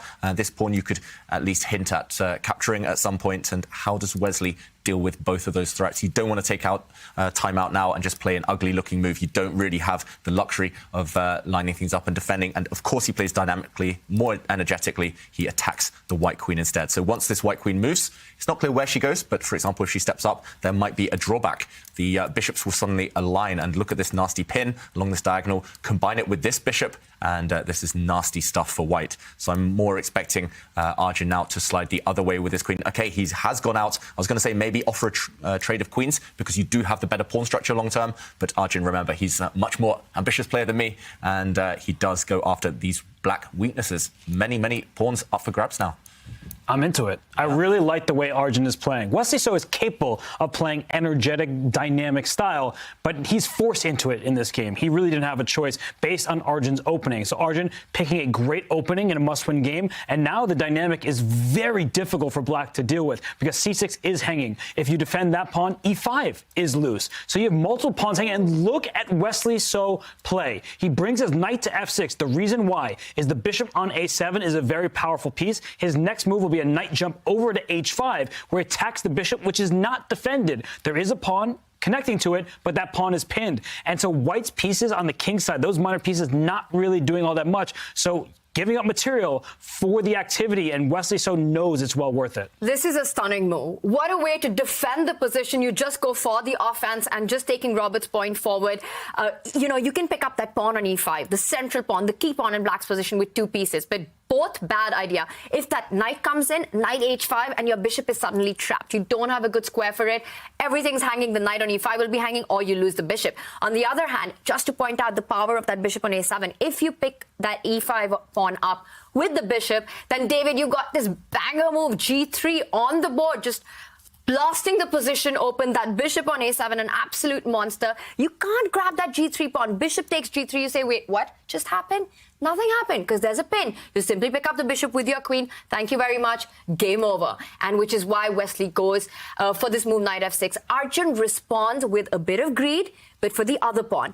Takes the pawn on C6. And for now, the rook on A8 is under attack. So you don't have the time to make the move knight H5. What I'm expecting from Wesley is a simple developing move. You can move that bishop from C8 and say, my rook is defended. If you want to pick up the C7 pawn, go ahead. But then once again, the knight can find its way to H5, but rook C8 would be even stronger, picking up that knight on C4. Yeah, a bunch of tactics here in the air, and once Wesley does defend his rook or develop his bishop, then the threats will be maintained, they will continue, and Arjun has to make sure they don't spiral out of control. I'm looking at the clock times. Arjun does have 14 minutes, so it feels like he's still in or around his opening preparation. It's something he's cooked up at home, but yeah, it certainly is the type of position that could go any way in either direction, and for Wesley, that's not 100% comfortable when he only needs a draw. And look at his chess pose now. Yeah. That is full focus. We haven't seen that one from Wesley yet. Yeah, that's like Batman type of focus. It's like making a mask with his own hands. Just tunnel vision there. Yeah, not letting anything from the outside world distract him, Wesley So. Big decision to be made. Still a decent position according to the eval bar. So we've got to assume that his pawn sacrifice was justified, objectively correct, but so hard to handle for humans, this one. It's not the same exact position that happened in the Olympiad, but I'm just recalling a game between Nodirbek Abdusattorov and Petala Harikrishna. Because in the Olympiad, Harikrishna beat him with black and was able to win a really nice game, an important game for the Indian team. So it has that same contours where black goes for the attack, the king looks a bit exposed, black's pawns look overextended, but really it's white's king that's in danger. But I do like this. I keep saying it, that Arjun Erigaisi, he doesn't mind losing. He may lose this game, but he is begging Wesley So to answer important questions. Do you have enough compensation, that vague term, for sacrifice material? You're down one pawn right now. And that knight on C4, which is attacking multiple pawns, it can always swing back to block that bishop on A7. The other knight from H2 can go back next to the king on F1. And you can just put your pieces together, make sure that you have a compact structure. And then you say to Wesley, you sure you're good? You are down a pawn. It might become two. Well, Arjun right now is a man who has nothing to lose. A draw or a loss will mean the same thing. So only one result works out for him, which also helps him make these brave decisions. Once he's taken this step of moving the queen in one direction, he has to pick up those pawns and ask Wesley the question, show me what you got, show me where your money is. And Wesley, with this pawn structure, having already lost a pawn, needs to continue with the momentum, with the pressure on, with the initiative, and not care about material anymore. It is all about the attack that he can build against white's king, against that bishop on G3. Wesley slowing down a little bit, and look at that clock. Look at that clock. Wesley's got 8 minutes. Arjun's taken a minute up till now. Yeah, and he was shaking his head slightly, Wesley So. He's not happy at all, out of his comfort zone. He wanted a stable pawn structure where he could just slowly maneuver, slowly find his way into the game. The one thing I will say from personal experience is you don't want to poke the bear. If you poke Wesley, he'll come at you. He'll find a way because he's so universal when he needs to be, when he wants to be. But right now, he's not enjoying it too much. I'm expecting him to go for a move that you mentioned there, Tanya. Just move the light square bishop. I'm not sure where you move it for black, but just connect your rooks and go from there. Yeah. The threats will continue. But we do hope you guys at home are enjoying the Airthings Masters and enjoying the show that Wesley So and Arjun Erigaisi is putting on right now. I know some people are enjoying a watch party together right now at the Good Night. Look at that. Airthings people at the Good Night having a watch party, enjoying the chess. That is very cool. Maybe we should go to the Good Night later today, you guys. Oh, it's so fun. Yes. It's my favorite place here. I mean, if anyone's in Oslo, find yourself here any time of the year, you've got to go to the Good Night. It is the coolest chess pub that I've ever seen. Yeah. I'll race you there after the show. I want to know the air quality there as well. Tweet us. Yeah, but you have the advantage because you're a local. You know how to get there. Tanya's relying on you. we can ski there so you can get some. And you have a bunch of good memories from the Good Night now. You did really well in the pub quiz together with Magnus Carlsen. You guys teamed up. And you won the chess game together with Tanya against David and Ivanka. Oh, thanks, Happy birthday. But yeah, we're all having a good time at the Good Night when we go there. This chess pub in Oslo. And meanwhile, Robert, a profit again, dropping the knight back now, Arjun. Very safe square. I just love it. Keeping things compact as you described and keeping things nice and safe. Look at the clock.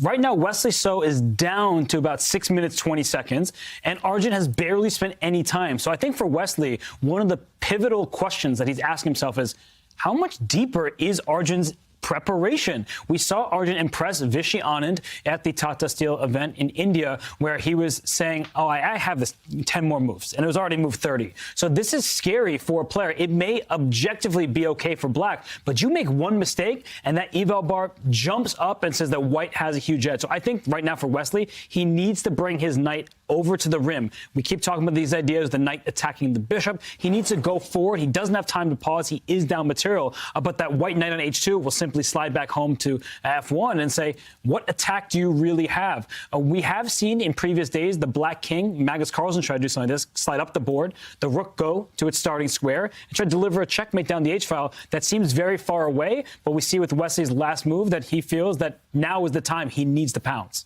Yeah, he needs to pounce. Then again, knights are a king's best friend, and these are two very, very strong defenders, the two white knights. And there we go. One of them drops back to f1, keeping everything under control. And that's the big question I feel here. Is black quick enough? You're still a pawn down, more pawns to follow. This pawn about to drop. And is this plan quick enough? It costs 1 move to move the king, costs 2 moves to move the rook, maybe 3 moves to move the knight, and then 4, 5 to checkmate. I don't know if you get that time.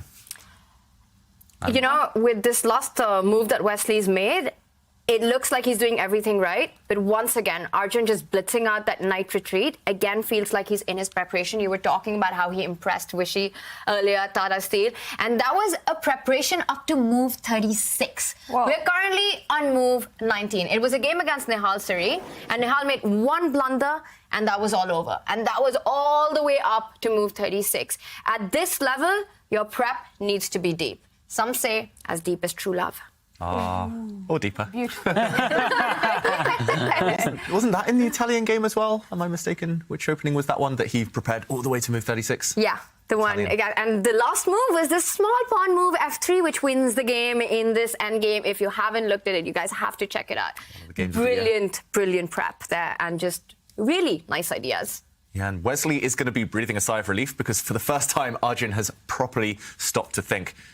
So maybe not that deep, his opening preparation, not as deep as move 36, but it's move 24. Impressive stuff either way. But it's either relief or fear, because sometimes when your opponent starts thinking after all the preparation, it means you made a mistake. So you typically see the first 3 lines of the engine saying, these are the top moves. And then maybe Wesley's like, did I just make the 5th best move and my position is bad? But I do think we have seen Arjun Erigaisi. He left his preparation. He's on his own. He does have some standard looking moves to play. His rook in the corner isn't doing much. He can slide it towards the center. center. And he is up a pawn for now. He should be feeling pretty good about his chances here. And he knows that he is not just making a simple strategic draw. He is going to fight to the bitter end. This is the exact type of position that he wanted, and now he's got it. He has a lead on the clock. He should continue to use the clock as a weapon. That's an 8-minute lead on the clock. And that's got to count for something. The queens are still on the board. It's a complete mess. And of course, Wesley has things under control so far, but he still has some difficult decisions coming up. And one can imagine those challenges with this pawn structure that Black has. He would need and require some time to navigate those waters. It really looks like in a win-on-demand situation, Arjun's got the dream scenario, regardless of what the eval bar says. Yeah. So how much time would you want to invest here? It's a crucial position. You're finally out of your preparation. You have to think on your own 2 feet. How much would you invest? 2-3 more minutes? Or would you just try to get a few quick moves down on the board to keep the pressure on Wesley? It is very critical here for Arjun as well. As you mentioned, it's very possible that his preparation is now over and this is new territory for Arjun. He perhaps realizes that he needs to keep his chances alive, needs to keep the initiative going, can't trade off too many pieces.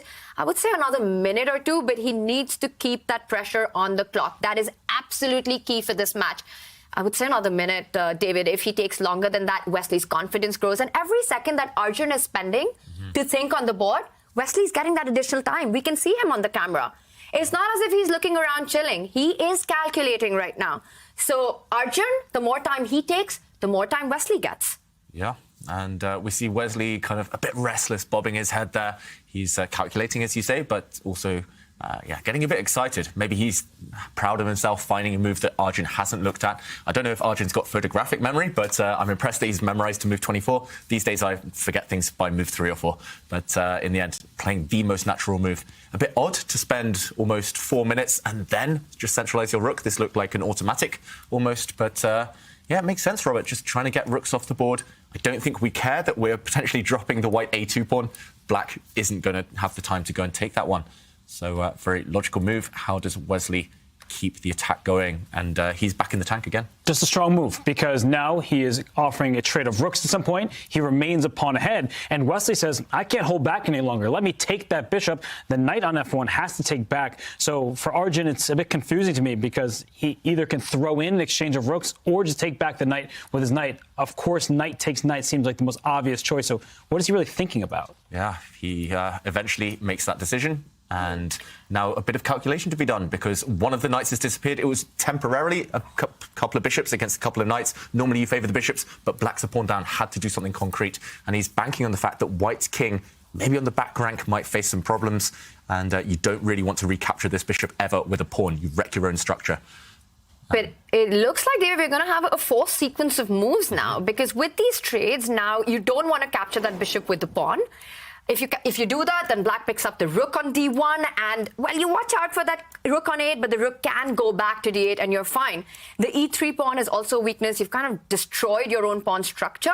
So with that, White has to trade... Oh, wow, I was just going to say White has to trade the rooks first, but instead, Arjun says none of that, because that would just lead to a lot of trades and no chances for White. He does go for this ugly-looking pawn structure, but keeps pieces on the board. Yeah, you predicted it again by accident that time, Tanya. Well done. I hope you really did buy a lottery ticket after yesterday. And meanwhile, now we're predicting the Black rook to drop back. Wesley pauses. Is he really considering a queen trade right now? It would be up his alley. It would be his style. But he is a pawn down. So dropping the queen back, pretty much forcing the queens to come off, is a potential option. What do you think, Robert? Great choice for Wesley. And when he pauses, that's when I start thinking what I initially am anticipating is probably wrong. So I think he is going to slide the queen back, because the queens have to come off after queen d8. Once those queens are off the board, the a2 pawn can actually be captured. With queens on, with heavy pieces there, that pawn... Once you capture, your bishop can get trapped. Now the Black rook is looking to slide into d2 with activity along that file. The pawns in the center for White are very ugly. And the knight on g3 has nowhere to go, because the bishop on e6 is perfectly placed. So, wow, actually, Wesley decides to keep even more material off on the board, and he gives him a rook. That's a sacrifice. He's just... I think he's forced to draw. This is just incredible. Wow. We were assuming he had to defend his rook, move his rook, or swap the queens. He says, no, just take my rook, please. He moves out of check, and that's a mark of genius, Wesley. So if rook takes rook now, queen takes pawn, and there's not that many squares for the king to go to. You can't go towards the centre. Whoops. Suddenly a check from the bishop. Bar. And... Oh, sorry, that was on. Oh, that was the analysis board. Sorry. This would be a blunder. I agree, Kaya. Just to show what white shouldn't do. But if you go the other way, if you go to the side with your king, the black queen drops back with a check. And either you allow a repetition, which doesn't suit the match situation for Arjun Erigaisi, or you have to throw a knight in the way. But you might well regret this after queen takes knight. If you do start retreating with the king, for example, the pawn will move. Whoops, checkmate is going to come. 2 threats here. You can go forward with your king maybe, but black's attack will continue. The white queen is so far away. Remember, we've mentioned this. When a queen is divorced from a king, your king will get attacked and devastating threats on the board. But basically, it's super easy for Arjun to go wrong here. Yes. This is a mark of genius. What Wesley has done, just moving that king forward, calculating this line. This is why Wesley is one of the best players in the world. And once you're behind in a match, it is impossible to come back in it with this guy. I mean, look at this move, king g7, calculating it till the end. Look at Wesley right now. He knows it, that he's got this in the bag. Brilliant game. Brilliant. Seriously brilliant from start to finish, because it seemed like he was out of his book early. The preparation was up Arjun's alley. It was a dynamic game, and yet here we are saying the only choice for white that doesn't lose in the spot, allows a draw by forced repetition. Arjun, he was going to look for something. He knows he doesn't have anything. Wesley So just earned himself a spot to face off against Hikaru. Does he only have one move now, Arjun? He only has one move, and it's the move we were showing. Even in that variation, it's nothing more than a draw for white at maximum. Rook takes rook is the only move not to resign right now. It's obvious he will play this one after a bit of thought, but it's sinking in now, Arjun Erigaisi. After rook takes rook, as we showed, queen takes pawn, forces the king to the side of the board. The queen will yo-yo between the h6 square and the e3 square, and it's just going to be a draw. Well, there's one more move that Arjun does have, but unfortunately for him, it doesn't work, David. If you just bring up the live board one more time, white can throw in a check with the knight on h5 in the current position, just to distract that queen from that e3 pawn. But it is, the geometry just doesn't work out for white, because black simply snaps up the knight. If you pick up the rook, you might think you won an exchange, but that g pawn marches down the board, g3. You're threatening queen h2, and very importantly, the rook on d1 hangs as well. And in fact, black is the one who comes on top after this. Yeah, black will be winning if Arjun tries to keep the game going, and simply nothing else to be done. Poor Arjun. He's played a good game. He prepared really, really well, but just genius from Wesley So to shut this one down and force the draw with the aid of a rook sacrifice. Just incredible stuff. King g7. It's been a Wesley So match. Game 1, it was a position where he was slightly better pressing. He was able to convert that into a full point. Here in Game 2, he showcases his excellent preparation. It seemed like only Arjun knew what he was doing, but Wesley just was slowing down because of how dangerous the position gets if you don't play the accurate response. And we're talking about Wesley So here, maybe the most accurate player in history, among the best for sure, and he just does not make mistakes very often. That's why throughout the year so far, he's lost practically no games. In classical chess, he had 2 wins and all the rest draws in Tot to Steel. In Title Tuesday, he drew a couple games, won all the rest. Against Hikaru Nakamura, they drew all 5 games, but he had the white pieces in the Armageddon. And now against Arjun Erigaisi, the only player who has beaten Magnus Carlsen here in the Airthings Master. It's just a Wesley So show. And look at him. He's such a humble guy, Wesley So, but sitting there just like, oh, yeah. Yeah, and I'm sure, once it looks like this is going to be over really soon. When he does join us, I know he's going to have a lot of good words for Arjun to say. Very encouraging, always to the younger generation. Wesley So is perhaps probably the kindest top 10 players in the world. He's number 1. He's 2900 when it comes to just being a nice guy. He's just a nice guy. He rarely engages in the trash talk that we see between top players from time to time. And Arjun, we mentioned the sponsorship deal. He's been so good this last 12 months, but he'll learn from this match and he'll move on and he'll learn. He'll take a lot of tips from it, just from how Wesley's guided this game to safety, won the last one. Impressive stuff by both players, I've got to say. Guys, we've seen so many amazing games so far, but I have to say for me, King G7 is perhaps the most stunning move in the whole event so far. I mean, it's just such a little move, so unexpected. We were looking at the rook retreating, the queen blocking the check, but Wesley here just moves the king up, has calculated this till the end. It's just aesthetically so pleasing to end the game like this. Yeah, some people ask me, what separates the very best from the rest of us, even from other very strong grandmasters, what separates the real elite? And it's moves like that, when you just have the presence of mind to stop, to realize there are alternatives, not just to play the most obvious moves. A lot of us, we don't have that impulse control. We just play moves because they look like they're forced or they look natural. But these top players, they have this other dimension. And they see things like this. They have the imagination to see these tactics. And yeah, he's followed through. It's going to be a draw. And it's often said against Magnus Carlsen, if you don't draw immediately when the draw is kind of offered, not by his hand, but by the position, if you don't make it, you are likely to lose. And that's what Wesley So just did. He figured, I can make a draw on the spot. That way I don't get in any danger. And Arjun, he's throwing all his pieces forward, but his king is the one who's about to be hunted. Wesley So's not worried about the queen and the rook lining up right now. His queen can venture into h2, go down to the corner, give some checks, win some material. But the one but in this position is if you allow that white king to escape, then the extra material can make its presence felt, especially with the queen and the rook lined up towards the black king. Yeah, so let's try to find the checkmate. The bar has gone all the way in Black's favour now. Black is winning. Arjun, he didn't want the draw. He's falling on his own sword here.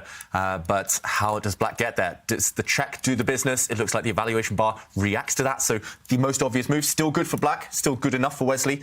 Here I was going to suggest maybe a bishop check being one of the options. You could give another queen check as well. Still looks very, very good for Black. But maybe there's something even more effective. I think Wesley will jump in with the queen just because it looks so direct. You can grab a few pawns. I don't think the white king can run away far enough from the checks. You get minimum a draw, and that's good enough for Wesley. But maybe there's something better. Is it to do with stopping some of these checks, preempting some of these checks? What do we think here in the studio? I think we've got a move already. Yeah, he has given a check on h2, and the king has moved to f1. Yeah, it's absolutely tempting to pick up this g2 pawn with the check as well. You can always push that f5 pawn. The only threat that white has is the rook jumping onto g8 to give a check. So this is always an option to keep things under control. Mm-hmm. Looks very classy, that one. And White's queen is so far away, she's unable to ride to the rescue. And yeah, again, I would be just restraining myself. I would be wanting to give a check with the queen or with the bishop to the white king just to follow. OK, there we go. I was going to say, well, let's follow through this variation. But the king moves. Yes, we just take another pawn. The king can run, but we continue checking it. And it's not going to run far enough to save this game for White. I don't see a mate, though, David. Do you see a mate here? I don't see a mate, but the problem is if I keep checking you, anytime you drop back with the rook, I can just move my queen and this pawn. OK, the evaluation bar doesn't like what I'm doing, but there will be more accurate moves than this. Yeah, you could take the rook.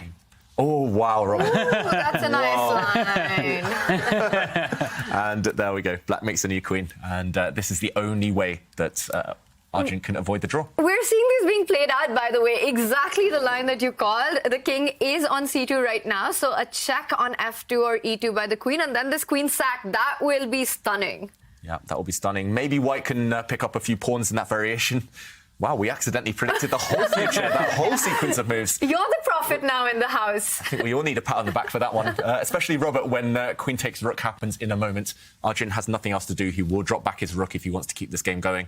But then we'll see that nice little trick from Wesley. And, I am a little confused because the bar is in the middle here. Mm-hmm. So is this genius by Wesley getting the draw he needs to go through? Yes. Or can he win this game? Well, he could have won, but he sees a draw and he knows that's enough for him to get through. So it seemed that he could have pushed his pawn next to his king just to take away the white threat of bringing that rook down the last rank. But we see he's moving his queen back and forth and he has secured the draw at minimum. If Arjun tries to avoid the draw, he just loses. Mm-hmm. So I think it's just smart match play from Wesley So. Yeah. Yeah, and we've seen it from Wesley before. He's very practical. If there's even 1% risk in another variation, he won't choose it if he can find an alternative that removes any doubt whatsoever. And now we see the position repeat itself. We have it. There we go. And that's it. Arjun had no option.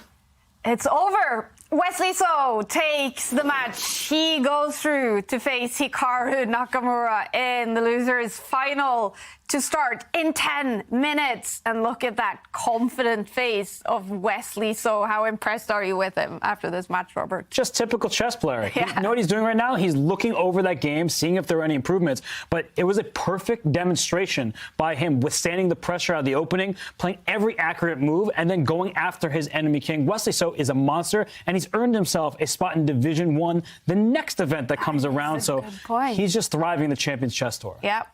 There is no doubt now. We definitely will see Wesley So, Hikaru Nakamura, and Magnus Carlsen, because they will be top 3 in Division 1 in the Airthings Masters. They have qualified for Division 1 in the next event. But who's going to win the tournament? We don't know that yet. The grand final is tomorrow, and it's going to be either Wesley So or Hikaru Nakamura to face Magnus Carlsen. The losers final will start now in a little less than 10 minutes, and Wesley So will be going into that against Hikaru Nakamura with a bunch of confidence after this game, David. Yeah, an incredible game to finish off that match, and commiserations to Arjun Erigaisi. He'll be back, he'll be stronger, but today he ran into Wesley So in beast mode, and it was this position.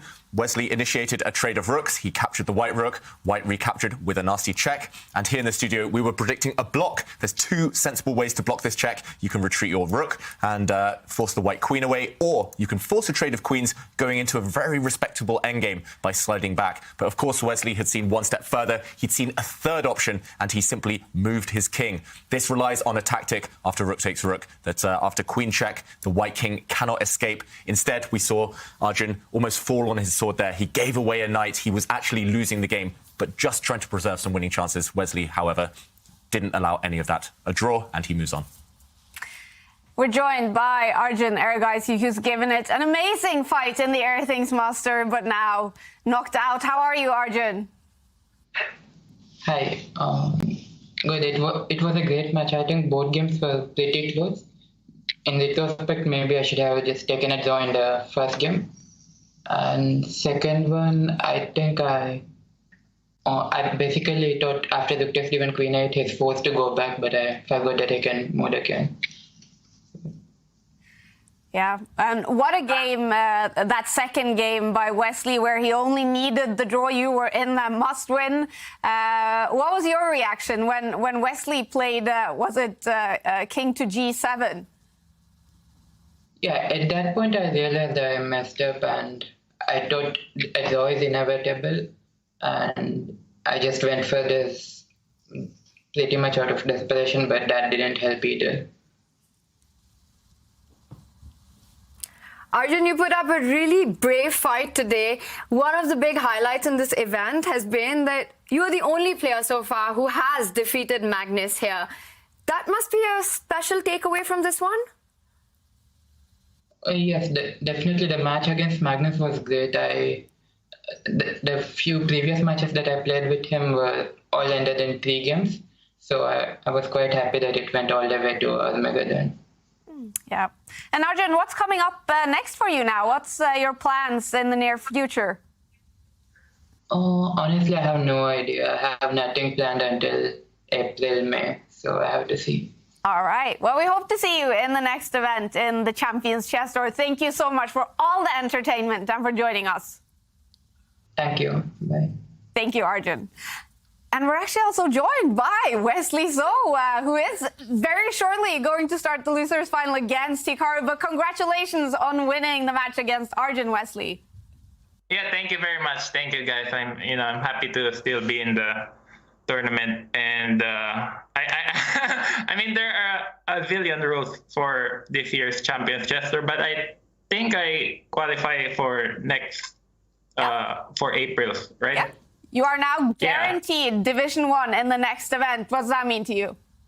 Yeah, it's huge. So that's exactly what I was fighting for today. Not necessarily the prize, but to have to avoid doing the play-ins because it's very tough. Also, I'm going to Germany on tomorrow. We're leaving for Germany, and I'm playing 2 tournaments there. One is in Dusseldorf, one is Berlin, and our ticket is scheduled to go back on March 13, which is the exact day of the play-in. So I really wanted to avoid that one. Ah, that's nice. But it's big. Winning today against Arjun was big. Yeah, and what a match you played, especially that second game. That King G7 move. Our experts in the studio are saying that's one of the best moves of the tournament. How happy are you with your play in that game? Yeah, King G7, King H7 also draws. I actually didn't see King G7 until he took my rook because I was gonna play Queen D8 and go to an endgame, and But king moving the king forces the draw right away. So was very pleased. I mean, it can't necessarily be the best move the prettiest move because it only makes a draw. But actually, the way Arjun played in the end turns out Black is winning. But I was very pleased because Arjun is an amazing player. I have a lot of respect for him. I think Fabiano Caruana also mentioned that out of all the Indian youngsters, seems Arjun has tons of potential, and he could possibly reach 2,800 one day. But it's nice. Also, he's a theoretician. Like, he's very good in the openings. So I'm very happy to do well in the opening against him today in both games. The second game, I was very happy. I was able to remember my preparation because I think I pretty much prepared it until move 24 or something like that, move 23. So I didn't have any problems there. But when he took the pawn c6, I spent a long time considering bishop d7, queen c7, knight h5, knight f1, but I didn't see anything.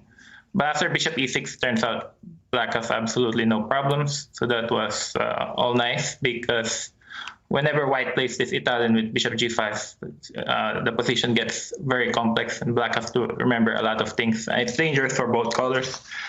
And the first game was also very interesting with rook on d5. I think he made a slight mistake with bishop takes knight early on. I think the bishop on f6 was very well placed. And then later on, I think he should have just taken the draw and repeated moves. So it was very risky for Black to keep playing. And I was just trying to find the right time to break with f4. And so both games were very interesting. There were a lot of things to discuss, and there were a lot of crucial moments. But it's nice. Yeah. Wesley, congratulations on winning this game. And now there's a big final coming up in your bracket. And just really quickly, maybe you can tell us, how are you looking at this matchup against Hikaru in this one? He beat me two days ago. Yeah.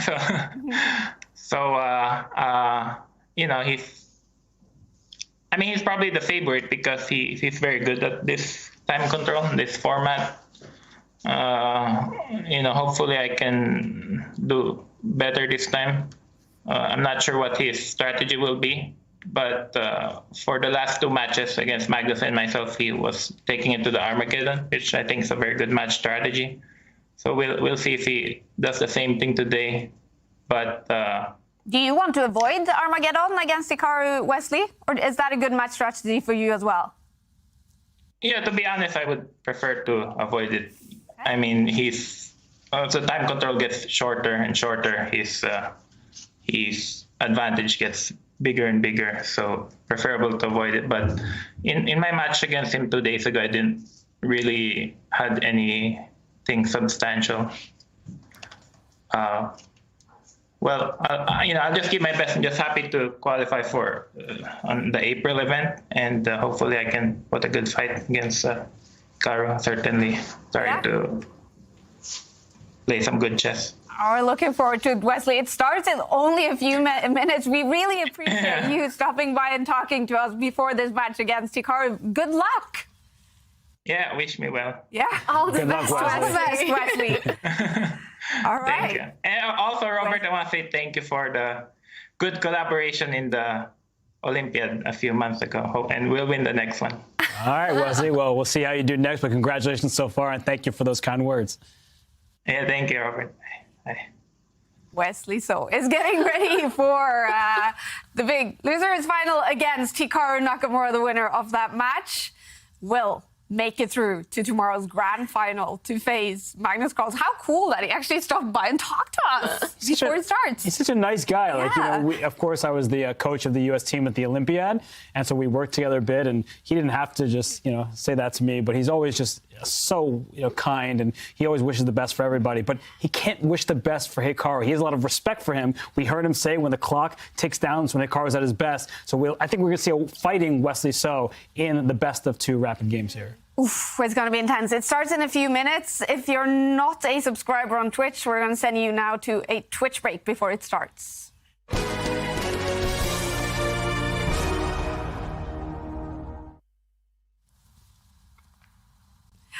It's an intense format this season on the Champions Chess Tour. Wesley So only has a few minutes to get ready for another match. The losers final is best out of 2 games, and if they are tied, then it will be decided in Armageddon. Hikaru Nakamura is in there because he lost yesterday's winners final against Magnus Carlsen. And Wesley predicted, David, that Hikaru wants to take this to Armageddon. What do you think? What will this match be like? It's so hard to call, Kaya. Both of them are unbeaten. We can't forget that. Neither of them have been hit in this tournament, and just that one match between them was decided by Armageddon. It was so close. Hikaru got black in that, which was decisive eventually. I still think Armageddon is 50-50. It's about who gets the black pieces. It's about the psychology of the bidding war.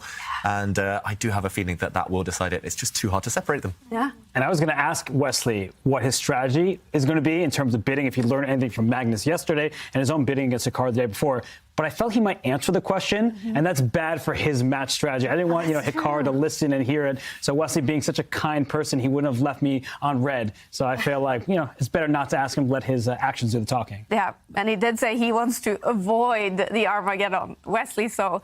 Let's take a look at the bracket. This is day 4 in the Airthings Masters. We started out with quarterfinals on Monday.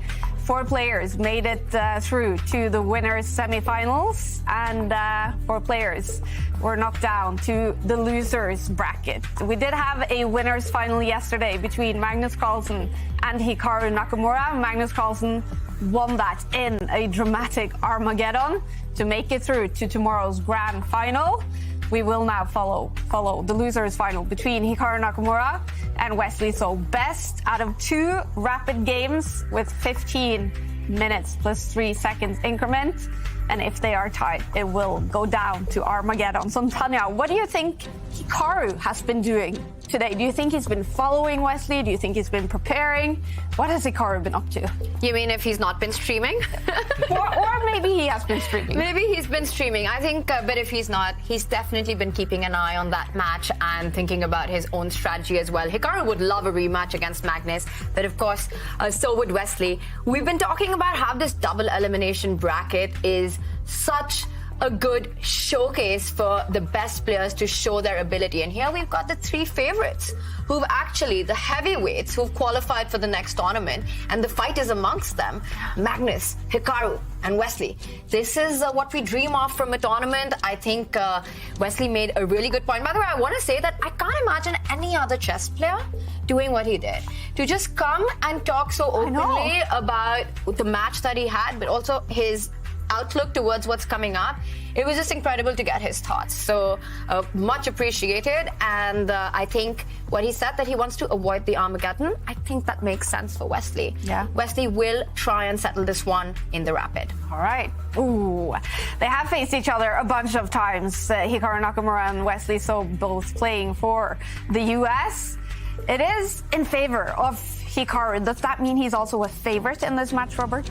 Well, lately it's turned around in Wesley's favor. We did see Hikaru take him down in Armageddon the other day, but that global championship that earned Wesley his spot through to Division 1, the Airthings Masters, that was won on the biggest stage by Wesley So. That was an 8-game match, 5-3 in Wesley's favor. He's proven that he can take down Hikaru. History says Hikaru is the favorite. Wesley says Hikaru is the favorite. But today is a new day, and maybe Wesley can come with his best stuff and take down Hikaru like he has in the past. Yeah, he's definitely coming with confidence after some fantastic play against Arjun Erigaisi. Hikaru Nakamura is ready. And what do you think, David? What do you expect from the first game? Well, it looks like Hikaru's starting with white, despite him being called Wesley So. Wesley looks different right now. Talking of great hair quality, Hikaru looks slick, gotta say. I agree. But yeah, we're off. It's E4, E5. It's a Spanish mode, I'm guessing, just judging from recent history between these two. But okay, actually, wow, Hikaru's black. We got that one a bit wrong. So I was going to say, if Hikaru starts with the white pieces, he has the advantage. But no, it's the Italian game. This is what Wesley has been going to. It's his go-to opening. Of course, we saw him on the black side of this opening in the last game between him and Arjun. But yeah, this has still been seen before between these two giants. And really interesting here that Wesley actually switches it up. Now, he played the Spanish against Arjun when he started with the white pieces, and now he starts with the Italian because he's pretty clear. Hikaru's been watching that match, so Hikaru would have been prepared to face that. He goes for the Italian, but of course, that said, Italian is no big surprise for Hikaru. That is another opening that he was expecting. Very important that this is just a 2-game match. So once again, the result of this is going to be critical. Hikaru will try to neutralize Wesley's advantage of having the white pieces. And look at this. He goes for a very dynamic idea of hitting that F2 weakness, moves the king, sidesteps with the king, and the whole plan for black here is to get that F5 break in, David. You want to strike in the center. You want to open it up with F5. One gets the feeling. Kaya, you were asking, what has Hikaru been up to so far this morning? I think he's been looking at this line. Okay. And this is really positive for us as fans because Wesley, first of all, avoided the Spanish, therefore avoiding the Berlin Wall, therefore avoiding a quick draw. So he's showing his aggressive intentions. He wants to win with white, and Hikaru avoiding what he went for 2 days ago against Wesley, this maybe solid but passive approach, which did lead to a couple of draws. I'm slightly surprised to see the Black Knight retreat in this fashion. I thought it was going back another way, just to show Tanya's point there. Black did have a very aggressive approach available to him if he had retreated the knight to a different square. It does look odd. We say knights on the rim are dim. This knight can also be eliminated by a white bishop, but that would come at the cost of the bishop pair. The most important idea here is to throw this pawn forward, blast open a file, because we've talked about this bishop in the previous game. Same opening, remember. This bishop extremely strong on the diagonal, so why not open up a rook towards this target on f2 as well? This would be a really committal decision. Hikaru says no, he goes back in the other direction, and after Wesley develops, don't be surprised if Hikaru at some point moves this knight again, just to get that pawn moving, get the rook motoring behind it. But now it's back to a more manoeuvring battle, perhaps after this last couple of turns. But it feels like white was handed a couple free turns, right? Because you went knight out to g4 and then knight back. h3, that pawn push for white, is a move you want to play anyway. Black put the king in the corner to play f5, and now can't play f5 because the knight's in the way. So this seems like something went wrong for Hikaru in the opening.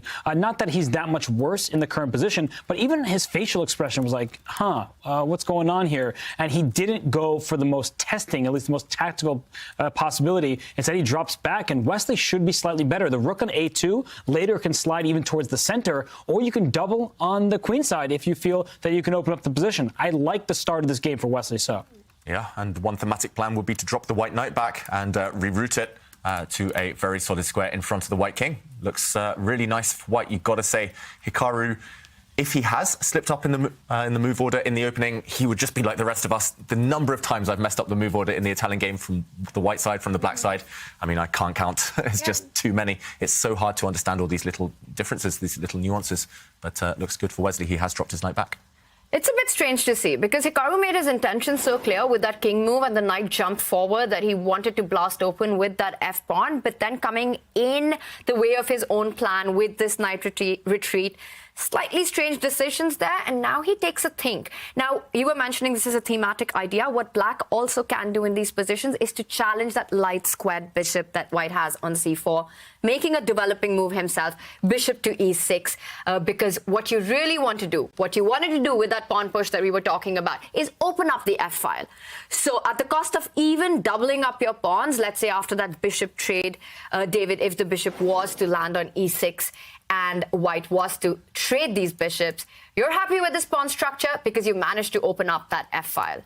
Yep, your rook is open and you do have extra central support. These pawns might look a bit ugly, they might look a bit weak long term, but for now they control all of these central squares. So that would be the most logical move in this position, I feel, but slightly inconsistent perhaps with his previous few turns.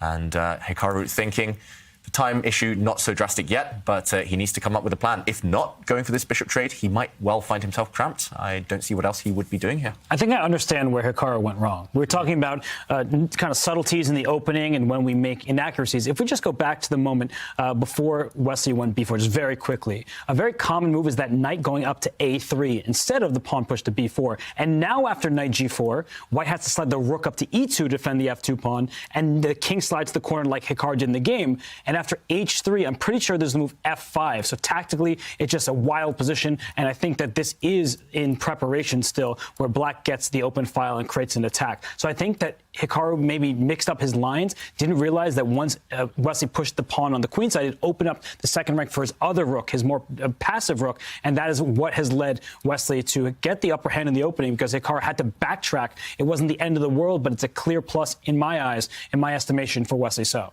Yeah, definitely. And it looks vaguely symmetrical right now, especially with these knights, these two proud black knights mirroring the white counterparts.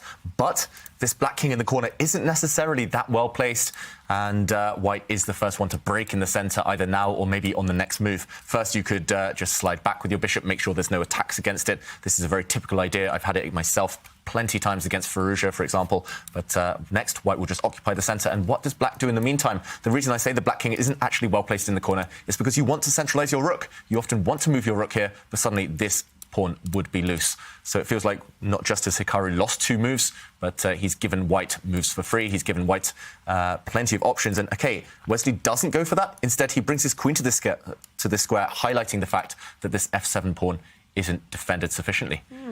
And now that other plan that we were talking about has also been snatched away from Hikaru. No more neutralizing this light square bishop by offering a trade. The queen on b3 doesn't only hit the f7 pawn, but also stops any future trades or development. Well, one of the things that black can do to insist on that is move the queen one step ahead, queen to e7. You defend that f7 pawn. You're also in the future wanting to really trade off these bishops, because it is the key in white's position. It is really one of the strongest minor pieces that white has.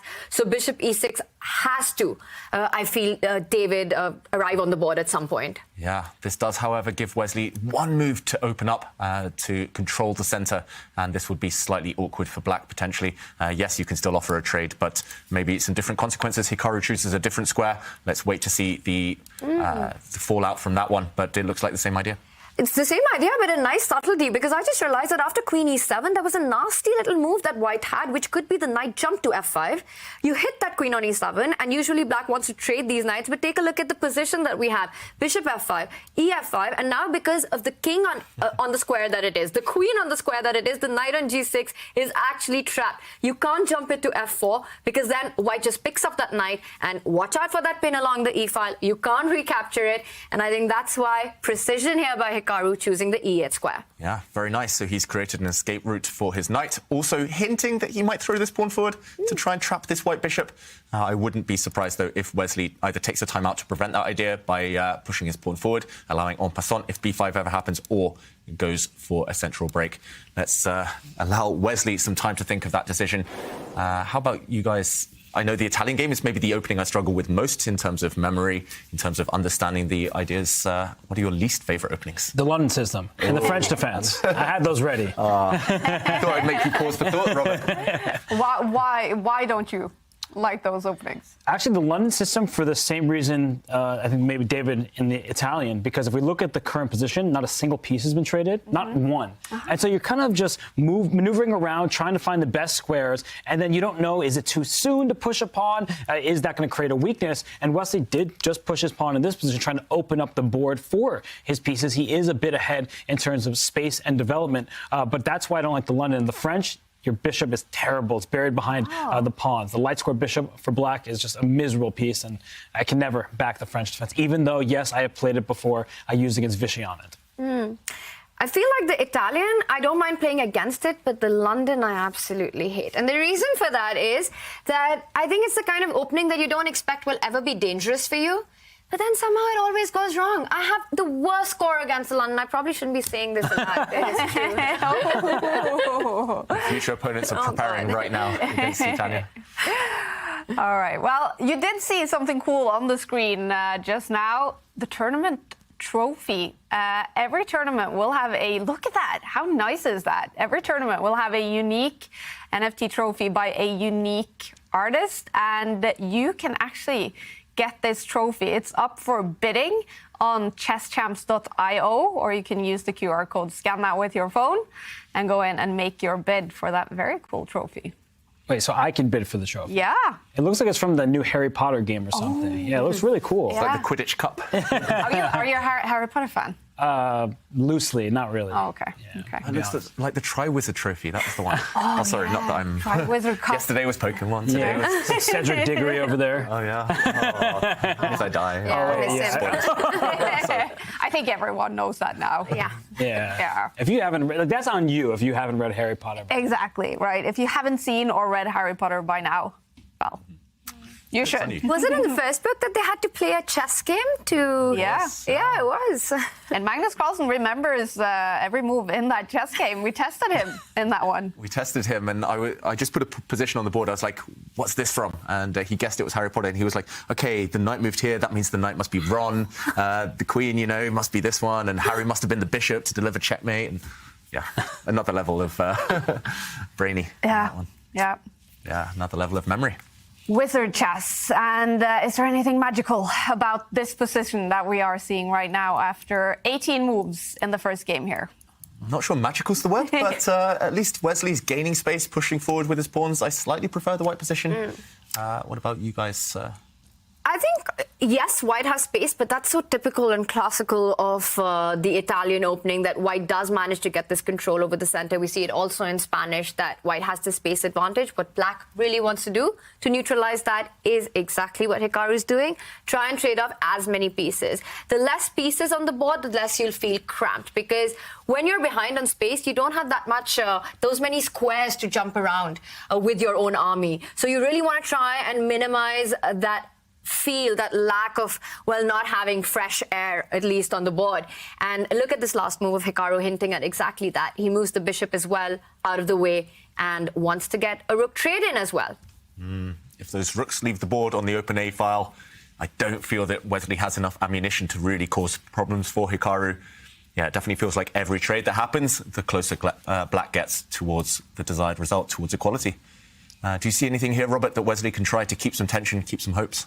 I think he's going to have to trade at least one pair of rooks along the A file, and maybe he's going to have to go after the C7 pawn. His queen is in line with that pawn. The F7 pawn we've talked about because the king stepped to the corner. That means the rook needs to stay with its attention on it. So it's going to be a fight for the only open file. Rooks need open lines. It's about that A file. So if Wesley can make use of that, he should be the side with the advantage. I also like that his queen is the more active of the two. But I just want to give Hikaru some credit really quickly because he slipped in the opening. I really do think that he misremembered his lines. Not that it was too terrible a position, but it was worse for him. And he just makes these good moves quickly after that. So I'm very impressed by the way this position has turned from one that looked clearly better for Wesley to just kind of like, this might be a handshake soon. Yeah, at least a small strategic threat potentially of capturing a pawn because, for example, if black plays a lazy move, a quiet move, actually maybe not that one, but after a trade of pawns, then suddenly white could double up the black pawns on the B file by capturing this bishop. The reason I say not that one is because suddenly actually the black queen is quite well placed. A queen trade would be comfortable here for black. It's just really weird. I always find it awkward as well in this opening how the knights just stare down at each other. It's never clear which one you can move. It's like a kind of stare-off between them. I can't move my knights because my pawns might drop. You can't move your knights because your pawns might drop. And it's just, they cancel each other out. So in this position, not too much to worry about for black. But with this last move, bishop to e3, as you're pointing out, in this current position, at least white's knights are just slightly better than black's knights. And the reason I say that is, David, because look at that f5 square. The white knight can actually jump to that square, and because the light square bishops have been traded off, there is no piece to challenge that. Meanwhile, black's knight on g6 doesn't have that freedom. It doesn't have that flexibility yet to arrive on f4 because of that bishop on e3, which is why I think the bishop trades in the line that you were pointing out would actually be great for black, because then black also gets the option to jump in with the knight. And I liked your idea of putting that queen on c8. It's a strange move. And a strange square because you're also giving up the A file at some point, but it's sort of prophylactic. It's looking into the future and saying, you know what, this is what you want, but on my terms. Yeah, I must admit here, Tanya, I was showing this as an example of a bad move, and then suddenly I accidentally stumbled across maybe one of the most logical. And yeah, exactly, Hikaru Nakamura here. He's got a bunch of options. You can't move this rook because it's tied down defending a pawn. You don't really want to move these knights. You don't want to move your bishop. You could make an argument for moving the king back, but then you feel a bit silly having lost a couple of moves, having put it in the corner earlier. So process of elimination, this is what I do a lot in chess. If I don't know what to look for, then I just look at all my pieces. I talk to you. No, none of you can move apart from the queen. So I'm expecting the queen to get busy and maybe just slide across. You could make an argument for jumping in, but OK, Hikaru goes all the way back with his queen where she came from. Very solid square and just very solid position for both. And the reason that he's done that is because the queen from e8 is actually eyeing that b pawn as well. So right now, all these trades that we were pointing out, the queen on e8 will do a good job of not only hitting the b5 pawn, but also the central e4 pawn. So a nice square. And once again, the ball is in Wesley's court. Robert, what do you trade off on e5, hoping to get the bishops off and try and destroy Black's pawn structure? I feel like Wesley's the type of player who just maneuvers around a bunch. He finds just these little improving moves. It's kind of Karpovian. Anatoly Karpov, the former world champion, was well regarded for his ability in very locked positions just to reroute his pieces. So I feel like Wesley, he thrives in that situation. If he feels like he has absolutely nothing, he can just swap the pieces off and say, I'm ever so slightly better. Take that as a bit of a mental edge. But I do feel like this position is so solid for Hikaru. He made this last move, queen d8. He just shoring up his position, and as Tanya said, eyeing that b5 pawn in case the white queen has any funny ideas. So I don't really see too much in the way of an advantage for white anymore with the liquidation, with the pieces getting traded. I think that makes Hikaru's task more and more simple. Yeah, I just love what Hikaru's done. He's defended everything. He's just locked things down. He's especially with this last move, he said, OK, no threats for you, no promising captures for you. You find a plan, you burn time on the clock trying to solve all these problems, or at least trying to create something out of nothing. And I'll just sit here happily, wait for you to make that decision. And then I'll pounce, and then I'll counter if you go wrong. And that's why he wins so many blitz, rapid tournaments. That's why he's so good at speed chess, Hikaru, because he nearly never blunders, but he always pounces when he gets a chance. And he gets these positions where he's ready to react. It's a very reactive style, but a very effective style. Remember, you can always reach us either on Twitter using the hashtag ChessChamps or in the Twitch chat. I see a bunch of comments coming in. Super nice to see that. If you do have any questions for our excellent experts here in the studio, then share them on Twitter or in the Twitch chat, and we'll bring up as many as we can. You know, we've been discussing in this position the idea of white's knight actually jumping forward. And I think that is something that black needs to watch out for. But first, Wesley decides to sidestep with the queen to b4. And is he perhaps hinting at some kind of a pawn advance all the way up to c4 and then to c5, trying to block that bishop? Are there any tactical ideas along the a3, f8 diagonal? One can get the feeling that something is being set up here.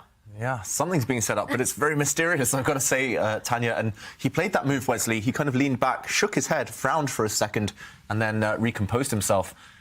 Yeah, I'm curious what the idea is as well. And maybe just positioning his queen on a slightly better square where it covers the dark squares. You mentioned this idea of pushing white's pawns forward. That's on the cards, certainly, but Hikaru just solidifies things even further. He's like a rock right now. How are you going to erode this structure for black? How are you going to break him down? I wouldn't want to have this position as white wanting to win. Of course, Wesley's not in that must-win situation, but Hikaru is so solid. You called him a rock, so he's like onyx, is what you're saying. You need to find the water, just trying to get through here. But I see nothing. I mean, that move, knight d7, it makes sure that all of the bases are covered. Some of the earlier variations we were talking about was with a trade of the dark square bishops, black's queenside pawn structure could be shattered. Now the knight on d7 also protects that bishop just in case. And we see Wesley, he moves his knight back as well. And that's the benefit of his position. He has a little bit more space. That knight heading up the board to c4, a knight on d7, it's dominated by a pawn 3 squares away. I love to make mention of it, and it actually is important here that white is just a teeny bit more active. Tanya had been focusing on the knight on g3, which still can land on f5 at any given moment, but that knight that was on f3 slides back to d2, up to c4, and maybe that's the small benefit of Wesley's position, the small little nagging advantage that will cause Hikaru some trouble. Ooh, knight's jumping all over the board. Look at that last move. Hikaru says, you go back with the knight, I come forward with mine. Knight to h4. Yeah, I'm not sure exactly what that does, but it does at least... It does scare us a little bit. It does scare us a little bit, and it does deter this idea of knight to f5 that will simply be traded off. I just love how Wesley's move, the queen b4 move earlier, vacated this c4 square. Really mysterious, but the idea was 2 or 3 moves, 2 or 3 play, as we say, just in the future. The knight now leaping forward. I'm expecting Wesley to play that very quickly. Why not? And at least pose a question to Hikaru. Here it's like Onyx, bind, just create that bind. And yeah, hopefully, from Wesley's point of view, you don't allow black to break out. But of course, Hikaru will be waiting for that punch, like Hitmonchan, and just ready to... too many Pokemon references. I'll stop that now. But he'll be waiting to break out, punch his way out of this one if given the opportunity. Maybe the idea... He didn't get it in earlier. Remember, he wanted to play for f5, but maybe it's on the cards. Either now or on the next few moves. I would love to see f5 on the board. We've been talking about it since the start of the game, and even if it comes now, it will have big questions to Wesley. How is he going to respond in the center if this pawn break comes through? And knowing Hikaru, he's not going to shy away from it. That is exactly what he's thinking about. The pawn move all the way up 2 squares, hitting that e4 pawn.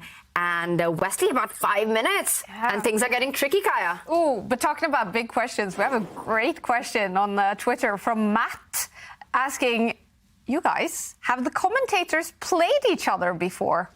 Ooh. Oh, we did actually, just a couple of days ago. We can talk about that for a while. Didn't happen. But have you played in like a tournament or something like that? No. Either of you? No. Really? Yeah. Have you guys played against each other? No. No. Wow. Okay. I haven't played in the US that much, I must say. In Isle of Man and Grand Swiss, we played in the same tournament. I think we even sat 2 boards apart once, but no, not against each other. We dodged each other. That's why we remain on such good terms. Oh, yeah. We need to make that happen. Or should we avoid it? Much match. Well, you know, I don't play very much, so I'm happy to not play chess. But I think that both Wesley, I mean, look at this position that we just had. We actually had a huge change because after the move f5, Wesley took that pawn. Hikaru did not take back. He instead brings his queen out. And now the question is, will Hikaru just regain that pawn? Will he be fine here? But I think that Wesley, he has an opportunity. There's a tactical shot. Look at that knight on h4. They say loose pieces drop off. There's a queen on b4, and there are many pieces in a row on that 4th rank. But if that knight takes the bishop first, we're about to see the line clear out, that the knight takes back for black, and then you push the pawn up to d5. That knight on h4 is under attack. The knight on b6 is under attack from the bishop. Things are getting spicy. Wow, that's great full board vision, I've got to say, Robert. And it's not visually obvious at first, so it might take Wesley some time to spot. But this is really annoying. This knight is hit, of course. It can step back and recapture the pawn, regain the material balance. But after a bunch of trades, I'm not sure which one you take first. But for example, just this line, suddenly white is the only one who can win because you have the superior structure. Also, in positions where it's just major pieces, just the heavy pieces such as queens and rooks, pawn shelter is all important. And for example, white here can centralize defending this key f2 pawn from any threats. You have more shelter than the opponent, therefore you have the advantage. Also, easy targets on the queen side. This is really, really sneaky stuff, Robert. And if he finds it, it feels like Hikaru is on the back foot. Wesley will play a risk-free position, his dream, the style of chess he loves to play, and he might well get close to that win. I don't think Hikaru will be loving his position if that is played, but it's very difficult to see that you can kind of clear the whole 4th rank in one blow. And will he find it? And then to be able to also evaluate that last position that we had on the board really offers big chances, because let's not forget, guys, that actually the next game, Hikaru starts with the white pieces. So if this one ends in a draw with everything being traded off and white isn't able to find something big in that position to really fight for, Hikaru, well, one, he can easily take it to the Armageddon, something that Wesley wants to avoid. And there we have it, Robert, your idea on the board. So Wesley not only having great board and Hikaru position, missed it. Look at Hikaru's face. Ooh, he turned out. He looked to the side and he was, oh, what is that? And he realizes that now he is going to face a terrible ending. Well, queen and rooks on the board, but a horrible pawn structure. That was a missed shot from Hikaru. Yeah, huge miss, and we're going to end up in that position we predicted, and it's only white who can win. Just take those knights off the board. I'm not sure if you have anything better here, but just lock it down. It's all about white in that position. More active queen, more active rook, better pawn structure, safer king. And if you're Wesley So, you will hope that all of those things add up to an advantage. Of course, the material is disappearing from the board. The drawing margins will be quite high in general, but it's all about Wesley So. And Hikaru, he was shocked, but he's recomposed himself. This is another thing that sets him apart at the very top of world chess. Him, Magnus Carlsen, Wesley, they all recover from setbacks so quickly. Even if they miss a move, they recover and they just continue playing chess. He's so adaptive to these situations, and we have spoken about that before. That's one of his biggest strengths, is just how resourceful he is. He doesn't really dwell on what's happened for too long. That little head shake that we saw, and that's it. He's done with it. He's ready for this new position, this new challenge. But very impressive by Wesley to spot this idea, Robert, that you were mentioning, especially the geometry of the knight hanging on h4. And you call this action out. It is on the board. There's one thing that works in Black's favor, is that the queen on f5 and the rook on f8, they do eye the f2 pawn as well as the other central pawn, which is a weakness. So Black also has a few trumps. The one thing that Black needs to watch out for in this position, with White's queen centralized, imagine if the rook joins the attack, goes all the way to the 7th rank, rook coming into e7, threatening a mate in 1 on g7, and you don't want to allow that. Yeah. So there is at least one threat on the board. As Tanya points out, you don't have time to, for example, push a pawn because White's rook will land. And, of course, the checkmate threat, but also targets on the other flank. So I'm expecting Hikaru to do something quite energetic here. I'm not sure exactly what, to be honest, but he needs to do something now. The other potential threat will be taking this pawn if the black queen moves away. And, yeah, I wouldn't like to be Hikaru. He's looking really, really calm. It's like that Taylor Swift song, just shake it off. He's shaking it off, and he's looking really relaxed. But I would be panicking, I've got to say, as Black. It looks fantastic for White because a queen trade, that won't solve all of Black's problems either. The pawn structure is so bad that White may be able to pick off the pawns or tie Black's rook down in a resulting endgame to the defense of those pawns. That is not what you want. So that's what Hikaru is thinking about. Meanwhile, with the queens remaining on the board, Wesley may step up with his rook. Yes, rook e7 is an idea, but he can bring his rook to e6. He can bring it up to e4, push his pawn on f2 to f3, and just cement the position. There are no weaknesses in White's camp, so I think that this is super unpleasant to play at the highest level because Wesley So, he typically punishes people against Arjun Erigaisi. There was one mistake by Arjun down the stretch of the endgame. He made Arjun pay the full price. That full point was Wesley's. That's the reason he's here facing Hikaru. Yeah. And we would... Go on, David. No, I was going to say, I love it, Robert. Just either one of these rook moves, rook e4, rook e6. Tanya, which one would you be? I was thinking about the third one, about the idea that we were talking about, coming in for the mating threat with rook e7. But I think what Hikaru has in mind is to challenge that rook. You don't want it to stay alive for too long. Bring that rook up to f7, stop that mate, offer a rook trade, and this is how he plans to defend this position. If the rooks do get traded after rook f7, the queen picks it up. White's queen can pick up a pawn on the left side of the board, but then Black gets a central pawn and everything is under control. And I was just thinking, you're absolutely right that Hikaru looks like he has, in fact, shaken it off, as you said, because he believes that haters going to hate and players going to play. He's feeling 22, just like the age Kaya turned today. Oh, yes, thank you. Oh, hi, I'm the problem. It's me. So, you know, we can all throw in our T-Swift references, but this just looks great for Wesley. I mean, there's no risk whatsoever. Whether he wins this game is another question, but he can push his pawns. He can bring his king up. The thing about this is that White is essentially up a pawn. Black has two B pawns. Both of them are stopped by one white pawn on b5. That's why we typically don't like double pawns. They're not the end of the world early stages, but in the end game, it's like you're just down a pawn despite the material equality. So this is what Wesley is hoping for, to move his pawns forward, bring his king up. But will it be enough? Because as soon as you push your pawns, your king gets exposed to a bunch of checks, and the black king is tucked away in the corner. Yeah, and we should also mention that Wesley can try and bully Hikaru here with a threat of a queen exchange. If the queens ever disappear, White will be winning king and pawn endgames because, as Robert mentioned, that structure for Black, those two, I was going to say two become one. They don't really become one. Those two are cancelled out by the one on the B file. So definitely all about Wesley here. Can he finish it off? Can he convert this? Extremely difficult, but he'll be loving his position. This is right up his alley, as we mentioned. This is Wesley So's wheelhouse. This is what he loves to do, just grind down his opponents in risk-free positions. Very impressive. It was looking super drawish just not too long ago. And Wesley's been, yeah, look at the bar here. Oof, G5. Reacts. If you'd asked me to guess 5 moves for Black, David, I would not have thought about G5 in that position. No, me neither, I've got to admit. And, OK, the evaluation bar stays there, meaning that White's advantage is actually long-term, that Black made... Oh, then it drops. So maybe Black made a tactical mistake, but Wesley didn't pounce on it immediately. I'm not sure exactly what that was. Maybe it was some way to try and force the queens off the board, but I didn't spot it, Wesley didn't spot it, and both players are around the 2-minute mark now. So we might see those occasional swings, but queen endgames, precision is so difficult. Every move, white will have 10 possible queen moves, but often only one of them will be strong. So from a human point of view, extremely hard to guess that. And OK, he gives a couple of checks. White's queen is centralized as well. That's what you want in queen endgames. Look at the white queen. She controls the whole board. The black queen, very passive, only controlling a few squares. So advantage white, but not winning yet. It's going to take a lot of work, and I'm going to ask you guys, put you guys on a spot here. Predict a result right now in this one. I'll choose the one that you don't choose, Robert. I'll let you have the first pick. I'm going to pick a draw. I think I think the white king will be a little bit too exposed because what Wesley wants to do is create a pass pawn. We've talked about this. If you cut the board, you look at the various pawns, the 2 pawns for black on the B file stop by 1 white pawn. The F2 pawn, which is right next to the king, it can push 2 squares forward. But as soon as you do that, your king becomes vulnerable to checks from the other side. And we see that Hikaru, he brings his queen back a square, going after the pawn on D5. So it's hard for white to both defend that pawn and allow himself to push his F pawn forward. So I just don't think he has enough in this position to get a win.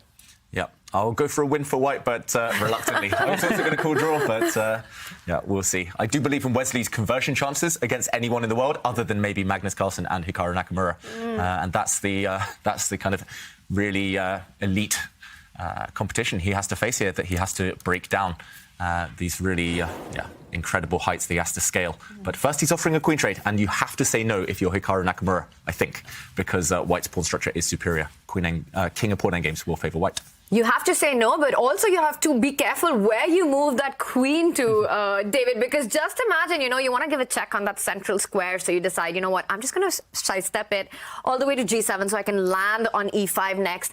And guess what happens then? It's just a mate in one with queen F5. That would be game over. Whoops. So, of course, Hikaru knows what he's doing. He declines the queen trade. Very important point, Robert, you made earlier, that all king-pawn endings are, or at least should be, winning for white, and the queens have to stay on the board. Queen E8 also comes in with the idea of centralizing it to E5, and that's kind of a square you want it on. Yeah, I suddenly see Robert being very interested in this position for white. It looks like some nasty queen check, potentially. Yeah, I'm just trying to see, can I at some point offer a queen trade, but if the king goes G7, if it goes queen E6, that's one of the ideas I'm trying to figure out. The queens are swapped. Then I was feeling like black wins this pawn on E6, but maybe, even though black is going to be up a pawn in material, white is going to still be the side with the advantage because you go F4. This is crazy. You take it, king takes back, you take on E6, black goes up a pawn, but is actually losing. Your extra pawn is on the D file. White has the outside pawn. It's a distraction. The black king will have to scoot over. The white king will swoop in, win first the D pawn, then both of the B pawns, and win the game. That's how endgames often go with just king and pawns. Yeah, and actually those B pawns, they're basically the same as one. It's on the board. Wow. Okay, Wesley So banking on this king and pawn endgame being winning. Hikaru's going to have to calculate really well here. He did. He did. He dodged it. And I think he was right to do so. So still very solid for black, still defending this pawn, hinting and jumping in with some counter checks. Can Wesley win? His queen is getting in now. Wow, this one, it feels like it should be really promising, but not quite winning yet for Wesley So, and both players now under the minute mark, around 40 seconds each. This one is going to be a race. Can Hikaru hold? It's not going to be easy for him. It really feels like it's hanging by a thread for black, and Hikaru absolutely precise here, declines the queen trade. The fact that he could have won a pawn in the king-pawn ending and still it would be lost goes on to show that no matter what, he cannot afford to trade queens. And there, Wesley not repeating with a check, but now it just feels like Hikaru's queen has managed to get active. Mm-hmm. Yeah, and as soon as white's queen gets greedy and starts taking some pawns on the wrong flank on the queen side, the black queen will have all the time in the world to deliver a bunch of nasty checks. So it looks like we might get a repetition. We might get a draw now. Check, draw. Yeah, second time we've seen that position. Okay, Wesley plays on. This is promising. That's what we like to see. He's looking for his chances. He drops the queen back. Hikaru has to be careful where he puts the black king. If the black king lands on the wrong square, we could see a queen exchange on white's terms. So Hikaru still with some questions to answer. What could be a wrong square? If the king comes forward, maybe onto the F file, shifts towards the centre, at some point, you've got to time it right, but the white queen... Wow, like now. Oh! Could he have swapped queens there? Oh, Hikaru saw it immediately, and he's shocked. Oh, my... And we've got to show that. It's a draw. They've repeated the position 3 times, but did Wesley have a win on that final move just before he agreed to draw? I'm going to check this, but both players seem to miss that white could have traded off the queens, and Hikaru reacted. Wesley could have won. It's confirmed he could have won if he didn't trade the queens off. What? The final move was a blunder by Wesley So. And Wesley So has not reacted. We saw a big reaction on Hikaru rushing off, but it is a draw. Do you think Wesley knows he had a win here? I mean, as soon as the game ends and you see the game analysis, he knows it was winning. But, it looks like he's just trying to keep himself composed. And Wesley is second to none at doing that. I'm just waiting for the reaction. I feel like that's it right there. He knows it. He knows it, Robert. Yeah, he knows it. He's just keeping a poker face right now. He doesn't want to give it away. And there we have it. That was the moment. That was Hikaru's reaction. Game 1 in the loser final ends with a draw. Hikaru Nakamura will have the white pieces in the second game. David, show us, what was this? I'm so shocked, Kaya, because just as an instructive point, I was saying don't allow a queen trade. That's the only way you lose this position as black. And Hikaru, he just missed it. And Wesley So trusted him. Wesley So didn't even look to try and punish his opponent. And it was in this position. It's still a draw. The position has almost repeated itself a few times. And Hikaru maybe relaxed one move too early. He brought his king to the F-file. And Kai, you were asking this question. How can white win this game? That's by trading queens. Robert's mentioned it before. Any queen endgame, any king and pawn endgame, sorry, once the queens disappear, is winning for white. And white could have simply moved the queen across. This is a pin. The queens are disappearing from the board, and there's no way to save this one for black. If the queens come off, the white king is first to reach the center, and next move, you create a pawn majority on the king side. You have 3 versus 2, and it's an easy win. Black could try and spin that in a few different ways, try to defend, but it would have been helpless, hopeless. He would have lost the game. So just one move by Wesley So, offering that queen trade, would have won the game. Instead, he repeated with a check, and it was a draw. Shocking. This whole concept of just bulldozing the black king, jumping in there with the queen, and making sure the rook comes in with a ladder mate is everything this chapter is about. Everything this chapter is about. The point is, I don't want you to get a move that's not in the course and go, I don't know what to do. I don't know what to do.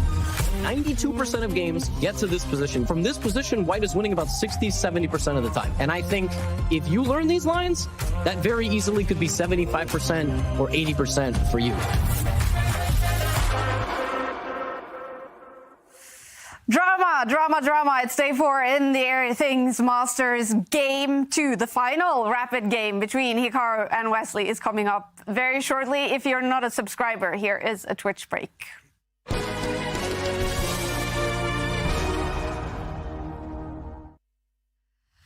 Whoa, Wesley So could have taken the lead, but it ends with a draw. Dramatic.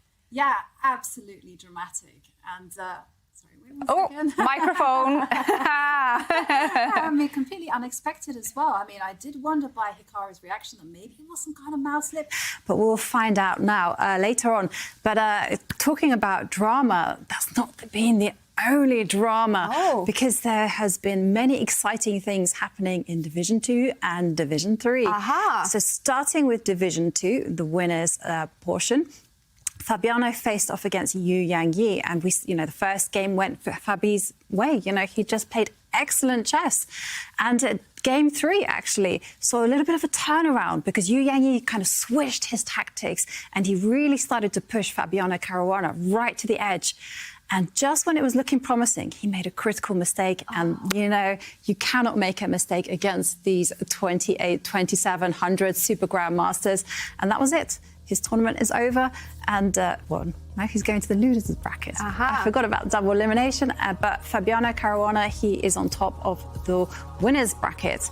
And sadly, he's ready for the grand final, Fabiano Caruana. Yeah, he is ready for the grand final. And sadly, we also had to say goodbye to Vladimir Kramnik. He bid too low in the Armageddon and found himself with too little time. Yeah, the winner of Division 2 will qualify for Division 1 in Event 2. There's also a big grand final going on today in Division 3. Pragnananda and Sam Sevian. Is it finished? No, they're still playing their fourth game, but I mean, it was just insane, I have to say. First game was just wild. I haven't seen a game like that ever.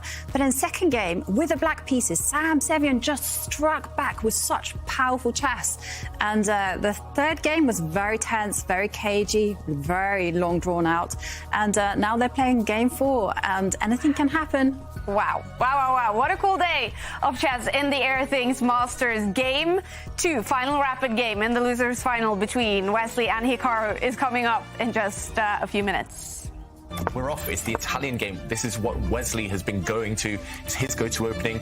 I do feel like this position is so solid for Hikaru. And there we have it. Hikaru missed it. Look at Hikaru's face. He looked to the side and he was, oh, what is that? And he realizes that now he is going to face a terrible ending. Well, queen and rook's on the board, but a horrible pawn structure. That was a missed shot from Hikaru.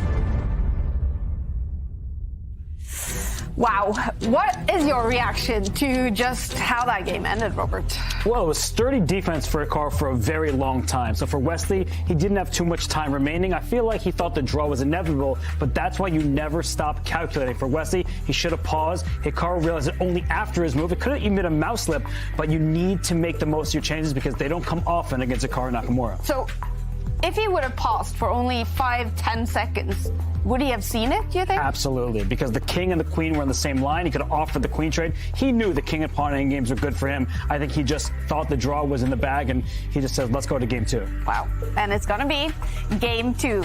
It is best out of 2 here on the losers bracket. So if we have a winner in this game, then that player will make it through to tomorrow's grand final to face off against Magnus Carlsen. If it is a draw, then this match will be decided in Armageddon. And Tanya, now Hikaru Nakamura will have the white pieces. What should we expect from game 2? I'm still thinking about what we just saw. I am absolutely shocked. It's your birthday, but there Hikaru literally just gifted the game to Wesley in one move. And Wesley just declined the gift. Instead, he just repeated, I can't believe it. I've never seen anything like that. And now this just means not only fighting Hikaru with the black pieces, but also fighting your own mind. Yeah. Because Wesley knows what he missed. And that's going to be hard to overcome. How mentally hard is that, David? It's incredibly hard. I was praising these players for shaking it off, forgetting things, but that was elementary stuff. That was that will play on both their minds for sure. And now I think the big question is Hikaru, after recovering from that shock, is he going to play a real game, or are we going to get another Berlin draw? Are we going to go straight to Armageddon to decide it? Just give those players a bit more time to recover, to relax. And I do feel that has been Hikaru's strategy throughout the tournament. He's done it twice, both against Wesley and Magnus, and I think it's likely again. Just it would be understandable, very understandable here, just because he needs to get over that one moment, that one move. Yeah, we did hear Wesley predict that before the match started, that Hikaru would try to go for the Armageddon. Is that what you think as well, Robert? I can, not to pull a Charles Barkley, but I guarantee it. I think that Hikaru Nakamura, he does it for the fans. He wants this to go to Armageddon. He thinks it's good content. Wesley So not even at the board right now. He just sits back, and I think we will see that Berlin repetition. Okay, so blink and you miss it. This one might be over soon. And, we should be 5 on the board. It's happening, guys. It's going to happen. But I think this time, probably Wesley's had a shift in his mind. And there it is, David. It is on the board. The check and back and check and back and check and back. And that's it. Yo-yo between the queens. And it's over. We have a draw. We're going to Armageddon.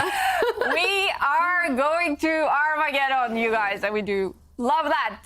Game 2 is a super quick draw between Hikaru and Wesley.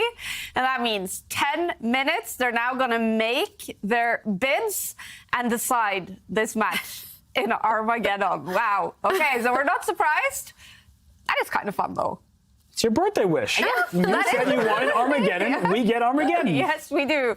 All right, so what do you expect now, Robert? Now they're going to start thinking about their bids. What will be the bids from these two now? I think Hikaru is going to go lower than he did it against Magnus because Wesley, he's going to see that match. He really wants the black pieces. He hasn't struggled against Hikaru over the board. I mean, he's never really had a disadvantage, but you don't want to go too low. So here you're talking 8.5 minutes.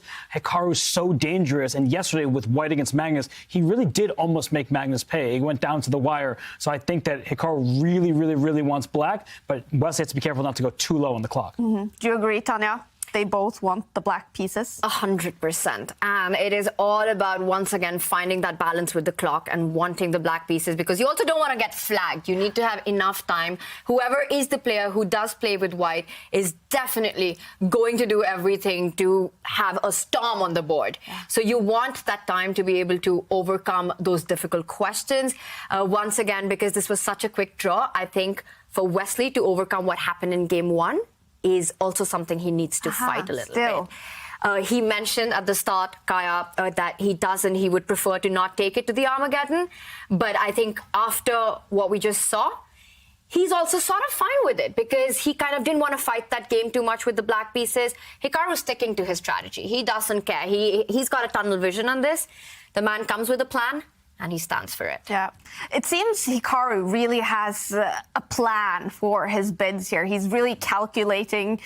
He has good reason behind his bids. What do you think about Wesley? What is his strategy, do you think? Well, it feels like Wesley would be okay with any scenario, to be honest, but he will have been thinking about it more over the last few days. He will have seen that crazy bid between Magnus and Hikaru. He knows that if Hikaru is willing to play with under 9 minutes against Magnus, he's going to be willing to play under 9 minutes against Wesley as well. And Wesley just has to weigh up in his mind, is he happy with 8.5 minutes, maybe, as Robert says, against Hikaru taking black?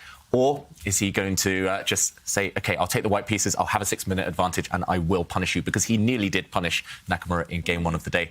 I do wonder if we'll see like 8 minutes 58 against 8 minutes 57 this time, or a few seconds lower, just as the mind games happen. Guys, I'm predicting an 8 minute, somewhere in the 8 to 8.5 bracket here. All right. I think it's playing with fire, because we did see in game one that Wesley, with the white pieces, he can get an advantage, and he almost won with equal time on the clock. So I really don't think you can go too low. But Hikaru, we know his mouse speed. He's the bullet chess champion. He's been the top-rated player on the site for so many years. He will take that risk, and at the end of the day, he can say, I did it for the fans. It's going to be so exciting, you guys. We are waiting for the bids to come in, and we'll be back right after this.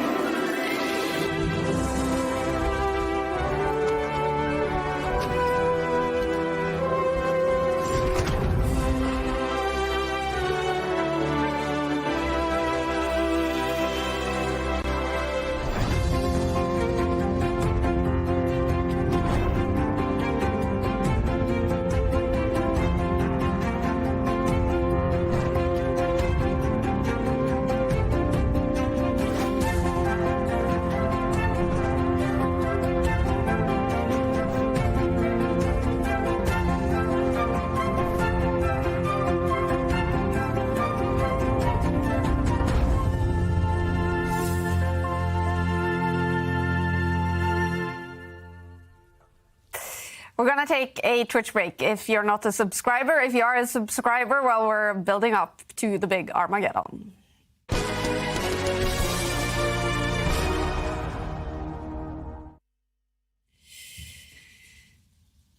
Still waiting for the bids to come in from Hikaru Nakamura and Wesley So. What will be their bids for the Armageddon to decide the losers final and who goes through to face Magnus Carlsen in tomorrow's grand final? While we wait, we're going to hear from some of the top players in the world. Before the tournament started, we met them in Vaikanse, where they were playing the Tata Steel tournament, and asked them who they think will be the top players in the Champions Chess Tour this season. If I can ask you to write how you think the top 5 overall standings in Champions Chess Tour will look like this season.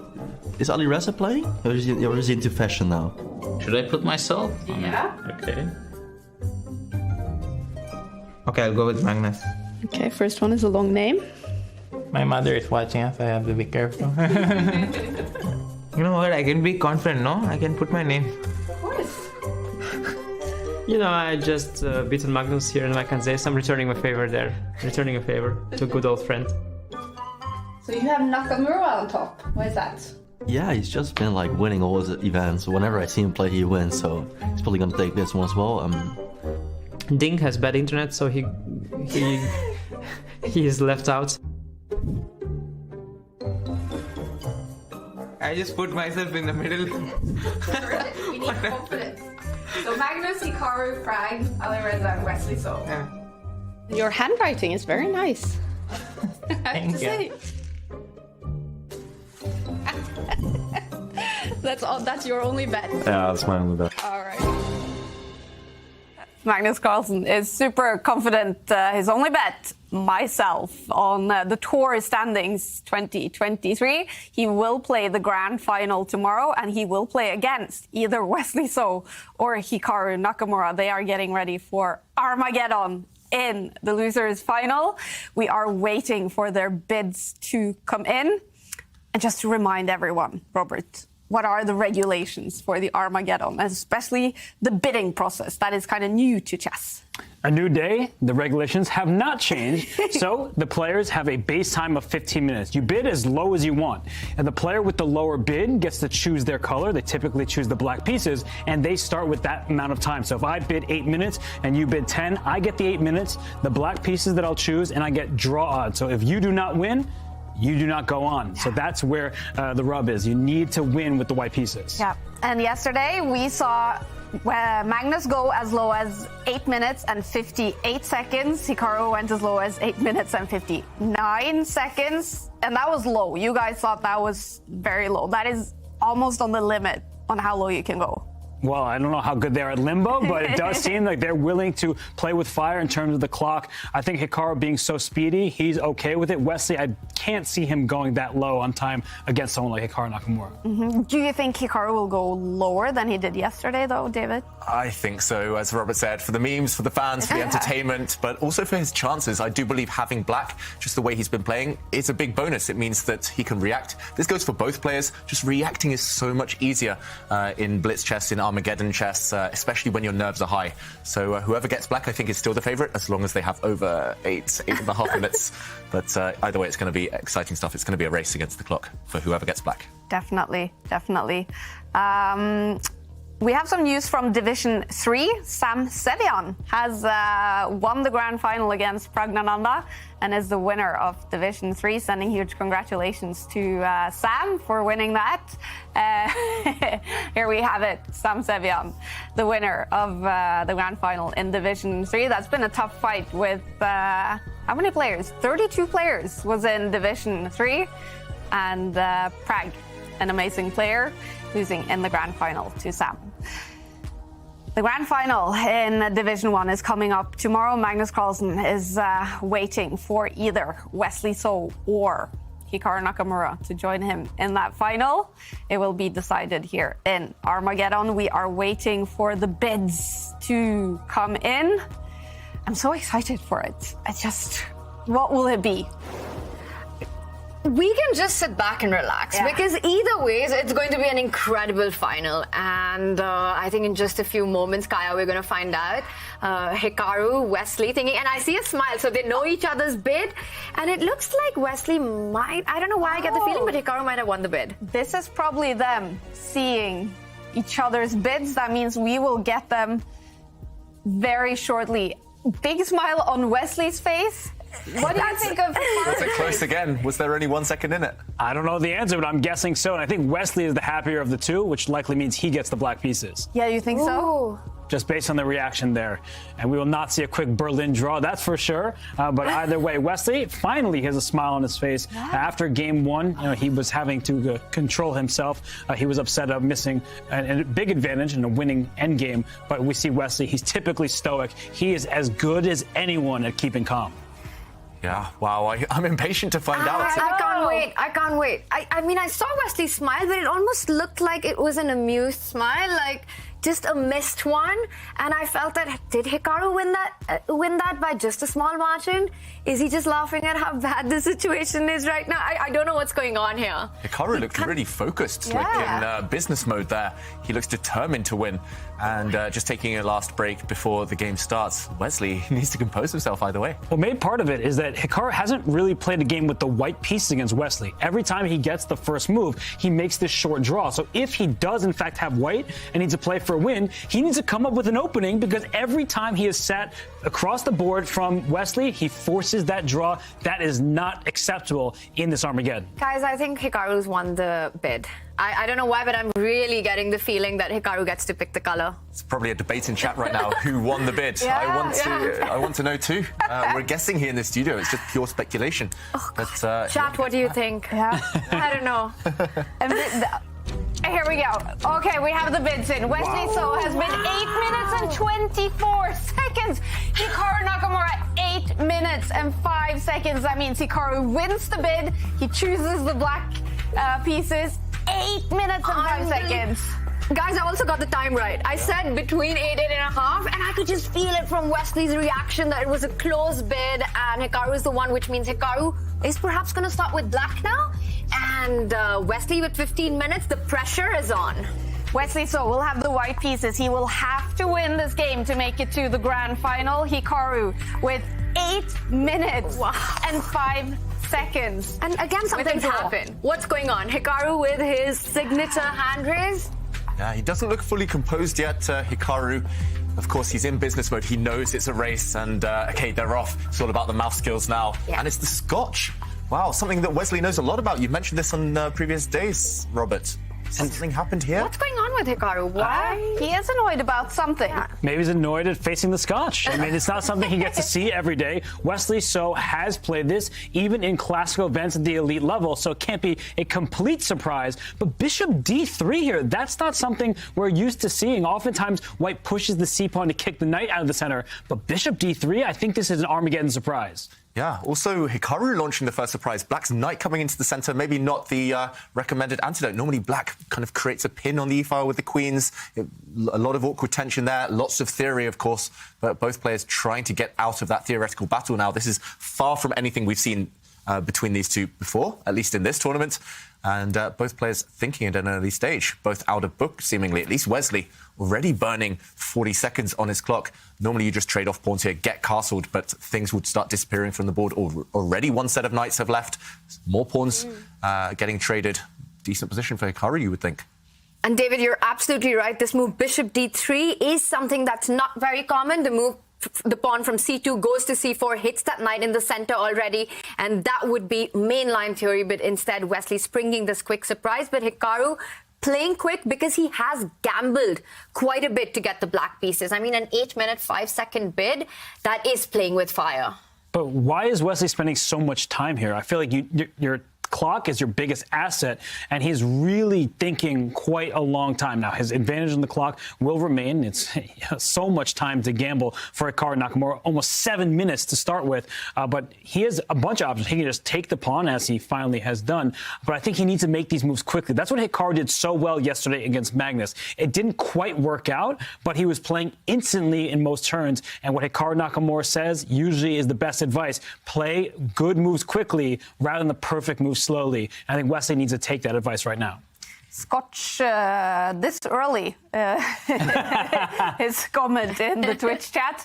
It's late in Norway. It is a good time for Scotch. It's always a good time for Scotch. And meanwhile, again, Wesley hesitating, pausing. Just get that white king to safety. Castle the king. What could be more natural? It definitely feels like the nerves or the momentous occasion. It's playing on his mind.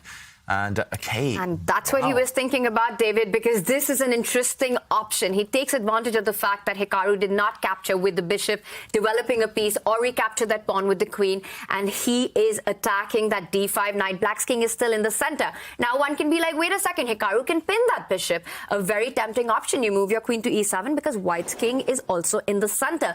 But that is when Wesley says, I don't care.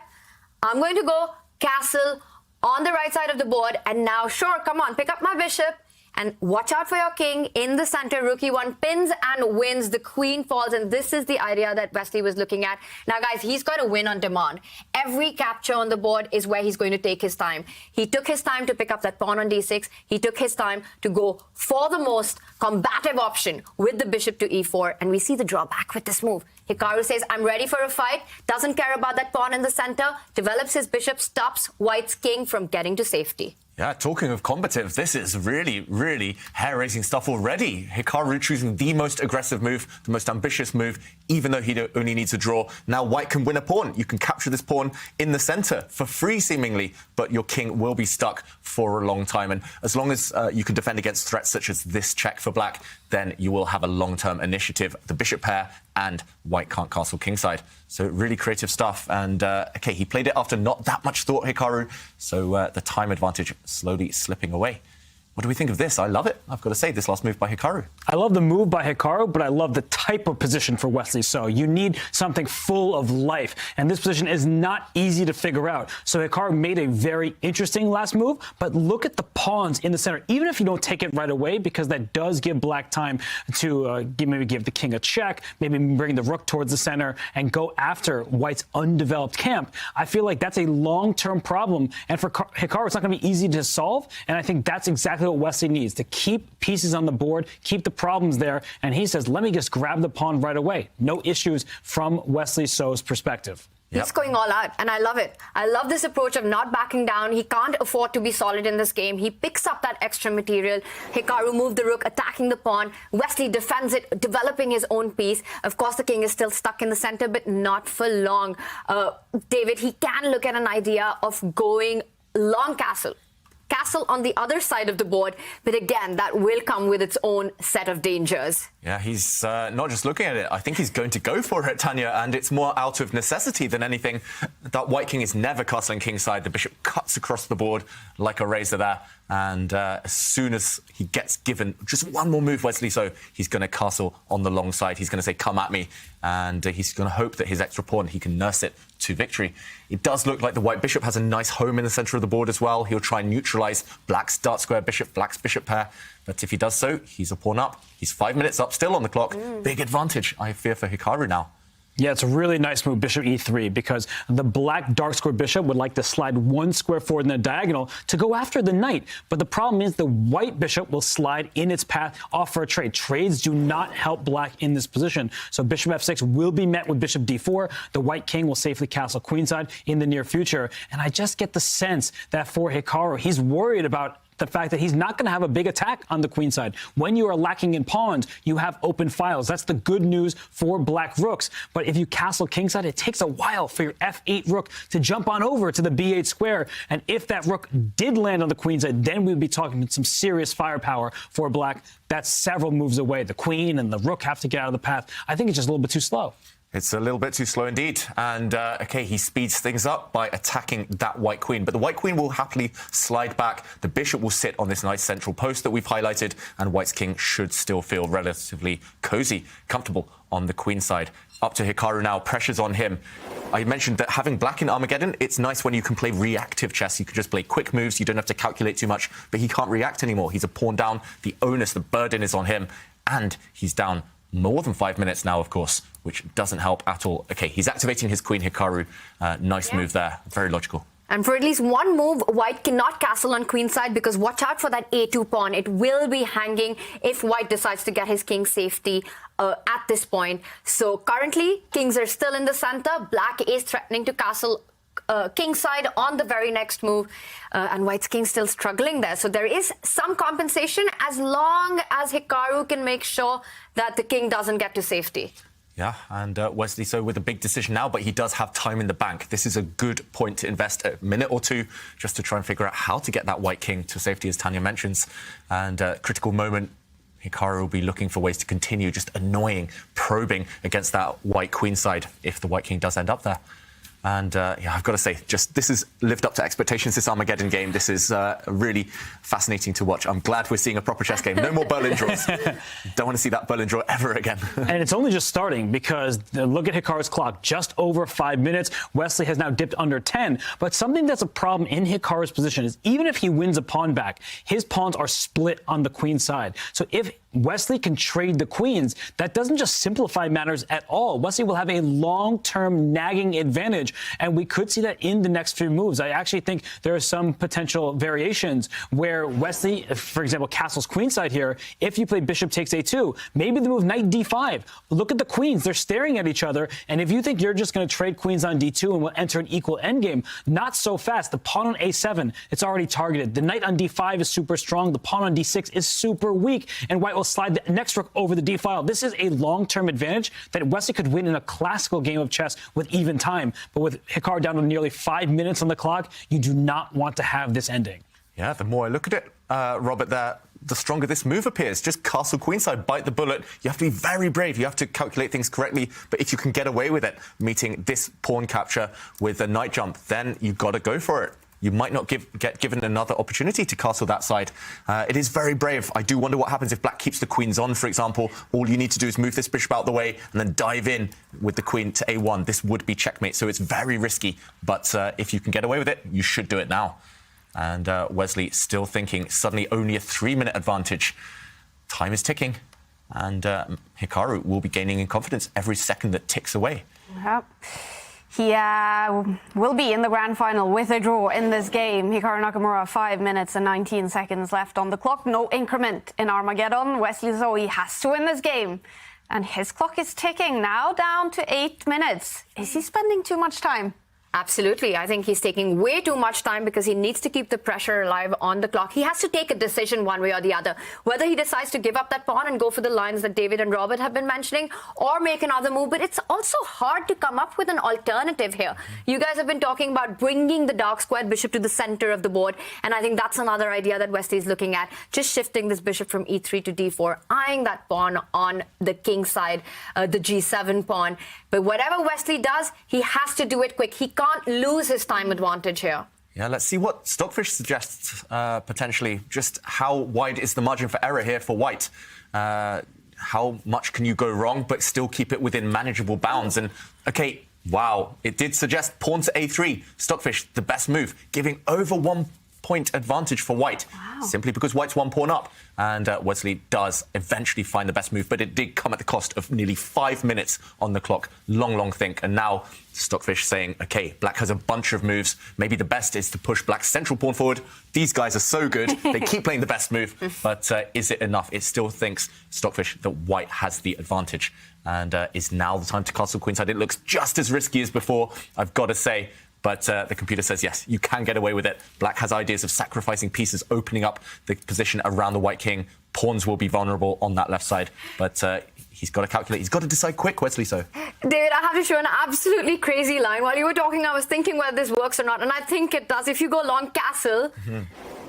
Guess what's on my mind right now? The fact that you say it's crazy means it's a cool sacrifice. It is a cool sacrifice, but it is a queen sacrifice. And let's take a look at this. Can queen a3 be a reality? Because if you pick up the queen, I give a check. You sidestep with the king. I give another check with my rook. I've got 3 pieces in the attack. I still don't see a mate, but I think we're getting closer. King to a1 is the only move. I jump in with my bishop, give another check. You've got only 1 square left. I pick up that knight. You don't need a checkmate, Tanya. You only need a draws black, so you can keep repeating moves. You can keep checking the white king for eternity. No way the white king can hide from the rook and the combined might of the bishops. I'm still disappointed it's not a mate, though. Wow. Yeah, I mean, it might be. Who knows? But Hikaru won't even look for a mate. He'll take the draw and get out of here. And that variation was scary enough for Wesley So to retreat his knight. But that's a really sad move to play. Not only have you put the knight on a terrible square, but you've also got in the way of your idea of castling queenside. And at least he's gaining a tempo, however, with the queen trade threat. And I have called Wesley So Karpovian. What he's trying to do is move his bishop to the d4 square, then break his knight that was on c3 up to the e3 square, get that pesky bishop out of c4, and the knight e3 protects c2. So you are more likely to castle queenside because your bishop on d4 protects the b2 pawn, the knight protects the c2 pawn. I feel like Wesley has done some really nice maneuvering here, but Hikaru reacting very quickly as well, playing for the attack. Yeah, playing for the attack. So now these black bishops are really getting their money's worth. They're really doing a good job. This is a nasty pin. But if Wesley gets a move or two to shuffle into the corner, he'll feel very, very safe now. And, OK, Hikaru has that luxury. It's only 1 minute in it. Can he whip up an attack? Can he get those black rooks active? Big questions here to answer for both sides. This one could go either way on the board, on the clock. Still advantage Wesley, but not by much anymore.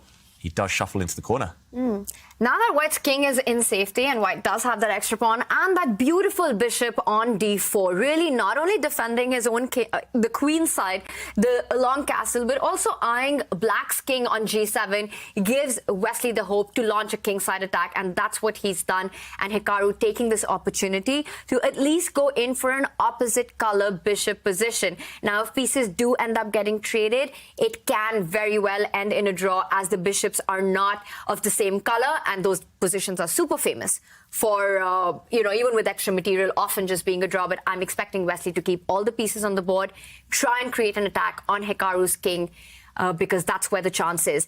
White's bishop cannot be challenged, and that's the key. Your queen jumps onto g5, you hit that pawn on g7, you're already threatening a mate in this position. Wesley looking for an attack. Yeah, and Hikaru looking very proud of himself, nodding his head there. This last move, a very clever one. I really like it. Just putting his pawn on f6, just neutralizing any threats that the white bishop can create against the black king. Once those threats have been neutralized, Hikaru can go about the job of just trading off the rooks, trading off the queens. There we go. One set of rooks have parted from the board. If the rooks and queens disappear, very likely to be a draw. Still not over, but opposite color bishops. Only one good thing in Wesley's back pocket. He's up a pawn. And where is that pawn? It currently sits on b2. So at some point, he's going to push that pawn to b3 and spring free a passed pawn. Opposite colored bishop endgames, with just bishop and pawns known for their tendency to be a draw. However, if you can get an outside passed pawn, you distract black's pieces that they have to deal with that, and then you can focus on the other side of the board. So Wesley, he is slightly better. He is up a pawn. He's also still ahead by almost a minute on the clock, but this is where Hikaru is at his best. He plays these moves so fast, he finds the strategies. I just think it's really, truly difficult, even if the time had an hour on the clock for each. Wow, and now Hikaru hits 2 pawns. There was the H pawn hanging and the G. The only way to defend it is what Wesley has played. The queen jumps further, and now he's threatening back rank threat, so don't get greedy with the queen, Wesley. If he starts approaching the queen side pawn, it can very well end in disaster with a check on the back rank. He falls back first, eyeing the h5 pawn instead. And now big decision, guys. Does black trade off the queens? It's very committal. You can bring the black queen down to f1 on the first rank. That's a pin, just like Wesley missed actually in the previous game. You force the trade of queens. It's opposite color bishops, but then, as Robert mentions, the white pawns start running. Hikaru says no, can't allow the white pawns to move. And this is a really nice square for the black queen. She's always centralizing is good, but she's eyeing up those white pawns on the diagonal. And very, very difficult for Wesley to actually make progress. He can move his bishop around, but the white king not entirely safe. I feel like Hikaru is playing extremely well right now. Yeah. And it's hard for Wesley to make any headway. Still a minute in it, but OK, second time we've seen this position now. Wesley can't repeat. He can't go for the draw. And it just feels like black's pieces are so active right now, the queen and the bishop, and as long as they stay alive, Hikaru creates his chances, and not trading the queen's a great idea, but I also like what Wesley's doing. He's bringing the third piece into the game. It happens to be the king, and we might see the king march up the board all the way, starting to attack the a4 pawn. Yeah, and Hikaru's terrified of a potential king march by white. He drops the black queen It's back, happening. and here we David. come on, Wesley So. Bring that king forward. Ask those questions. And if you're Hikaru, you're panicking right now because that white king is going to support the advance of that white pawn majority on the queen side. Yeah, and the queen trade will not end in a draw. We keep talking about this. Opposite colored bishop usually means high chances for the draw. Not here with white's king very active, and there goes the b pawn. Now you're springing free a pass rate. Do not take it. That's why Hikaru brings his bishop back. He does not want to allow connected pass pawns. But look at Wesley So inching in with the queen. Next, his king is coming up to b4. He is kicking black's pieces back, and I feel like he has great winning chances. I was going to say, yes, Hikaru, come on, bring the black king forward. Bring the black king forward on the king side. But he's just waiting now. But the waiting game is not going to help too much. Suddenly you're getting overwhelmed on this queen side. It's 3 pieces against 2. Black's king is just an innocent bystander here. And does Wesley take another pawn? Take it.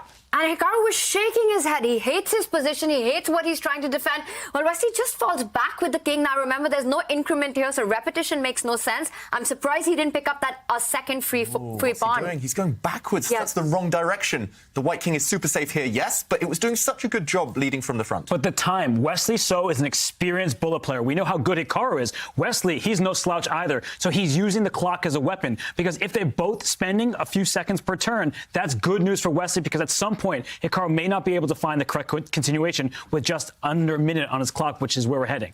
Yeah, that's actually very clever. That's a really relevant point, Robert. You're just going to maneuver on the dark squares. You can pretty much pre-move the next few turns for Wesley. And only when you reach that kind of 40, 50 move mark, then you push a pawn, then you commit, and then the counter starts afresh.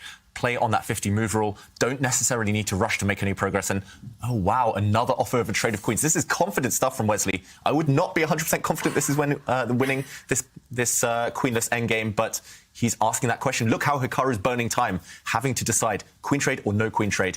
And the status quo maintained. The clocks are ticking. Wesley's played amazing chess right now. Every move, placing a piece on the dark square, just keeping up the pressure, offering a queen trade at the right time. He does it again. Hikaru's made up his mind that no matter what, he's not going into an endgame here.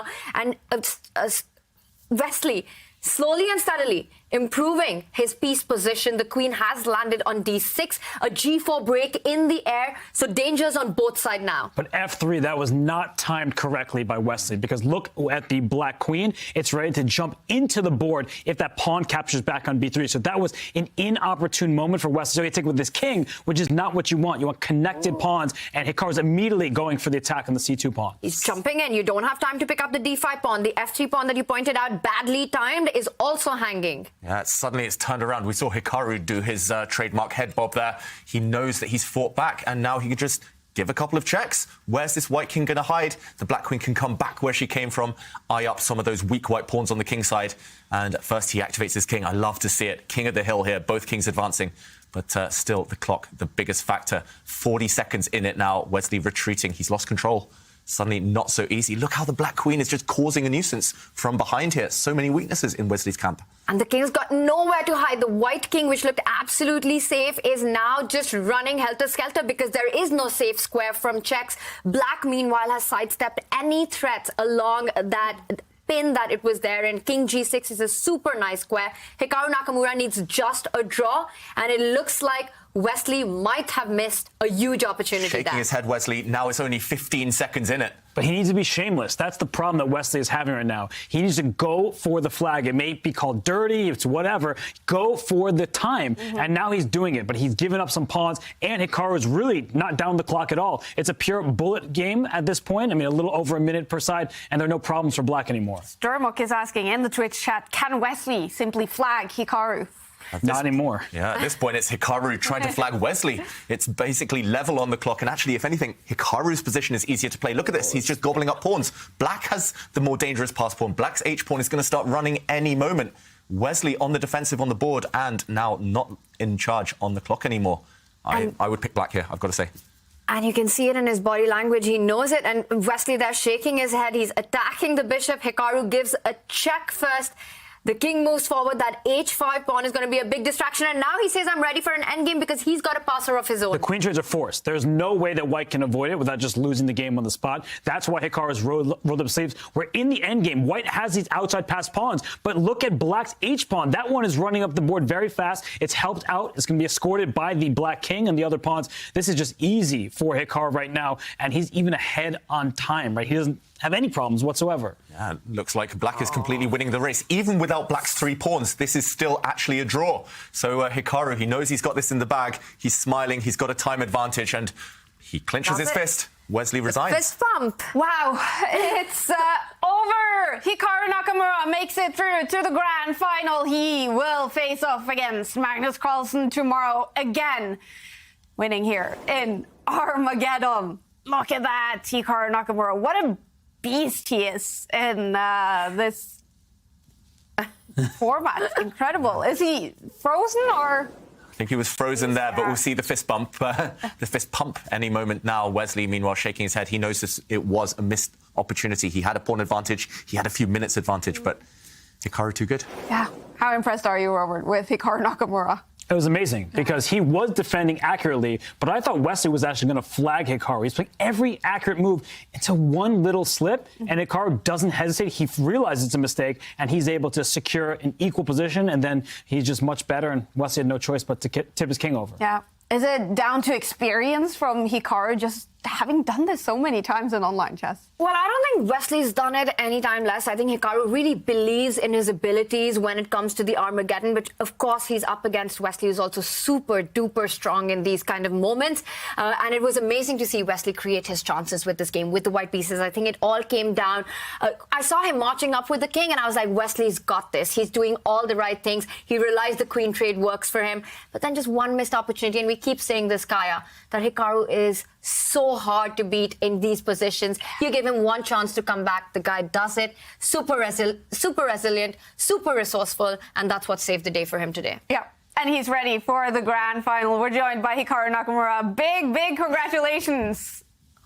Thank you. Yeah, it was a very interesting match. Let's put it that way. Yeah. And what is your take on what happened in the end here in the Armageddon? Yeah, I mean, obviously after yesterday, I wanted to bid low just to ensure that I got black, and I did get it. But I think, I mean, my bid was probably okay, but the opening that I played was very shaky. Not so much in that it was that it wasn't playable, but it was a very double-edged position where I can win or I can lose because I'm sacking a pawn. And when you're in that situation and you're down on the clock, it's really not optimal. And I suspect I was okay at some point after I sacked the pawn, but with like 8 minutes, you kind of have to just go. You can't really think too long. And Wesley was definitely better. I don't know if he was ever winning. I mean, it was also very tricky because there were multiple times that I could go into a bishops of opposite color endgame, but I wasn't really sure whether that's a draw or whether I'm losing or what's going on. So I rejected that. And then, yeah, he made this one mistake when he allowed me to take on b3 with the queen to e2 check. If he doesn't do this, I think there's still a very good chance he wins. That being said, I had my optimal setup already where I'm guarding the pawn on a4. He can't really push b4, c4 without the pawns getting blockaded. So it would have been on Wesley to prove it, but he had chances for sure. But one blunder was too much. How scientific do you get when making your bids in the Armageddon, Hikaru? Yeah, I mean, I don't think it's about being scientific. I think it's that when Wesley and I play, we're both extremely solid. I mean, for the most part, we play the exact same openings with both colors. And so I just want to be black no matter what. I mean, I thought about going even lower than I bid. I mean, I thought about going below 8, but I mean, at some point you have to feel like if your opponent outbids you, it's what it is. Like you just play with the white pieces, you take the time advantage and try to win, as opposed to being really, really clever. I mean, yesterday Magnus and I got it down to like sub 9 minutes. And actually a funny tidbit is that on the first day when I played, or the first match against Wesley, when I made my bid, the guy at chess.com, when I wrote like 9:28, I think it was, he's like, "Are you sure it's 15? It's a 15-minute game?" And it was kind of funny because obviously everyone is bidding well below 10 now. So, I mean, I think what I bid today was definitely very much on the edge. I find it hard to believe you can go much lower, but I found a way, and that's really all that matters. Definitely. Hikaru, congratulations. That was an absolutely thrilling Armageddon to watch. And I have to ask you about that first game against Wesley, the very last moment when you moved that king to f7. What happened there? Just take us through that situation.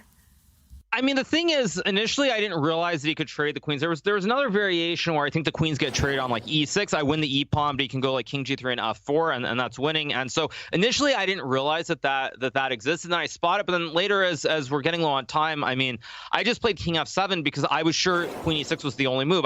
For some reason, I just thought queen f3. I go queen f6, trade, king takes king e5, and I'm just winning because I win the pawn. But with the double pawns on the b file, it's actually losing. And yeah, I think pretty much as soon as I played it, he moved instantly. So it didn't quite have time for it to register until after the draw occurred. But I did, in that split second, I kind of did realize that it was a mistake. But you know, it is what it is, and obviously it was a bit of a miracle, but that's how it goes. When something like that happens, do you also think that shifts the momentum for you in a way that Wesley realizes he had this huge opportunity to take a match lead, but failed to do so in that critical moment?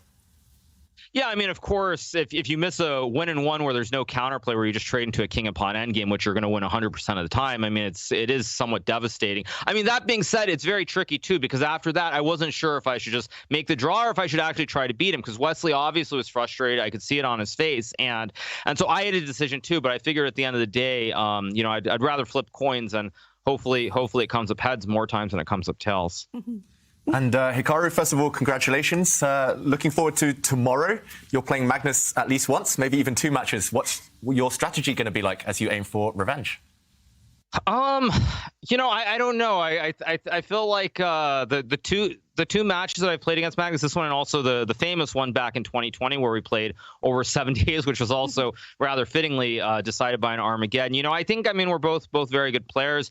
I mean, if there's anything, maybe I'll play with more risk, because I do have to win 2 matches. You know, for example, say we get to an Armageddon tomorrow and I win that Armageddon, I still have to win another match. It's not as simple as winning 1 match. So, I mean, maybe I'll take more risk. It's hard to know, but it's always good to be in the finals, and it's always fun to play against Magnus. You know, we've played a lot over the years, and he's the best of the best. So if you want to win, you have to beat the best, and that's how I view it. Yeah. Hikaru, the chat has been asking this question a lot. We asked Magnus yesterday, so I have to ask you, which Pokemon is your favorite?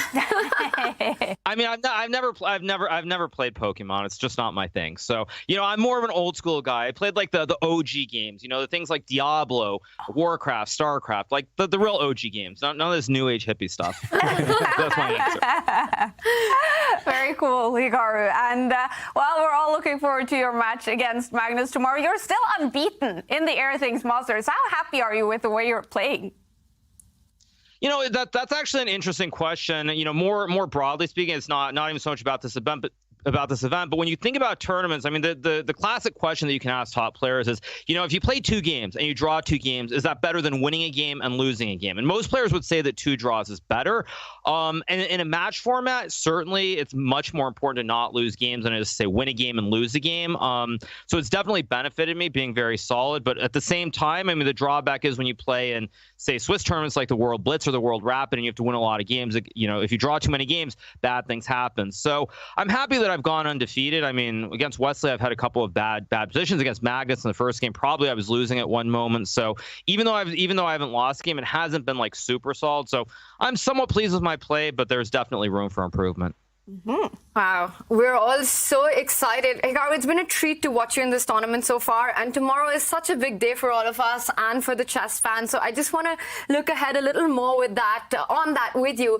And just in your own words, what do you think that in this format, what is it that Magnus perhaps does better than you, and what is it that you do better than Magnus?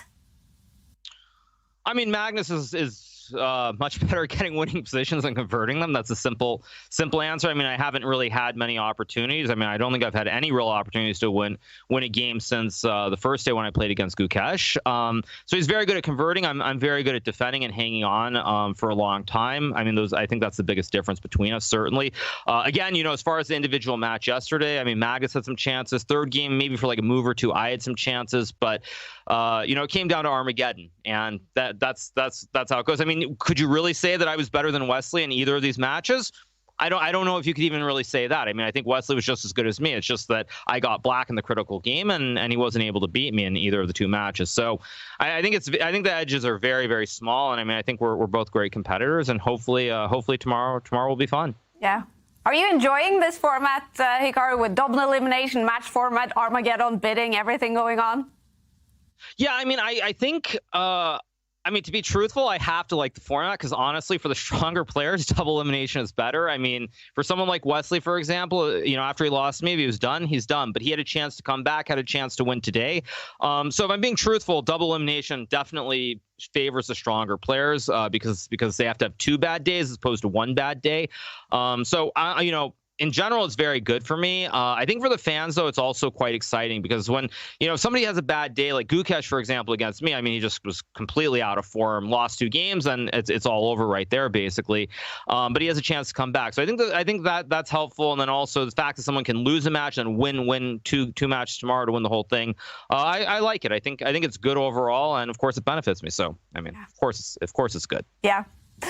Hikaru, we appreciate you talking to us, and we wish you best of luck in the grand final tomorrow. Thank you so much, you guys. All the best. All the best tomorrow. Hikaru Nakamura against Magnus Carlsen tomorrow. But what a fight it was between Hikaru and Wesley So today. We're also joined by Wesley, playing 2 matches today, now knocked out of the Airthings Masters. How are you, Wesley? Not very good. It was a very close match. Yeah, definitely. What happened there in the end in the Armageddon?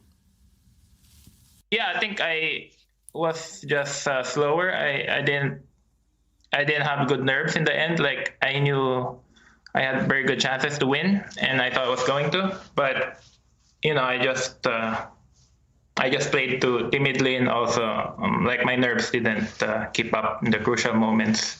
And I was looking at my clock. Hikaru is clearly faster. Also, in the Armageddon, without any increment, even if you get a winning position, you have to be very careful not to flag. So I was keeping an eye on that, and then I didn't work out. And then on move, I was trying to trade queens because I was pretty sure that if the queens were traded, then the end game is pretty straightforward, winning. And I thought when my queen was on d6, it was pretty clinical. But the problem is, even if you get a winning position against Hikaru, he just never gives up, and he keeps defending extremely well. Like, I think anyone else would have lost that position pawn down with the opposite called bishops. But Hikaru just defended extremely well. Then I blundered on move 52. Yeah. But I think like when he played bishop b5, I think I should just take the a pawn, b takes a4, then a5. And I was regretting not playing that. Like, I'm 2 pawns up, and at least I have a pass a pawn compared to the game. Then slowly try to push my pawns on the king side, but I waited too long. Like, I've always wanted to go this f3 g4, try to attack his king, but I just played at the worst possible moment. But with 3 minutes on the clock, it's not, and no increment, it's not so easy for your nerves. Yeah. We did see some big smiles on your face when the bids came in. What was your reaction to Hikaru going as low as 8 minutes and 5 seconds? Yeah, that was pretty shocking.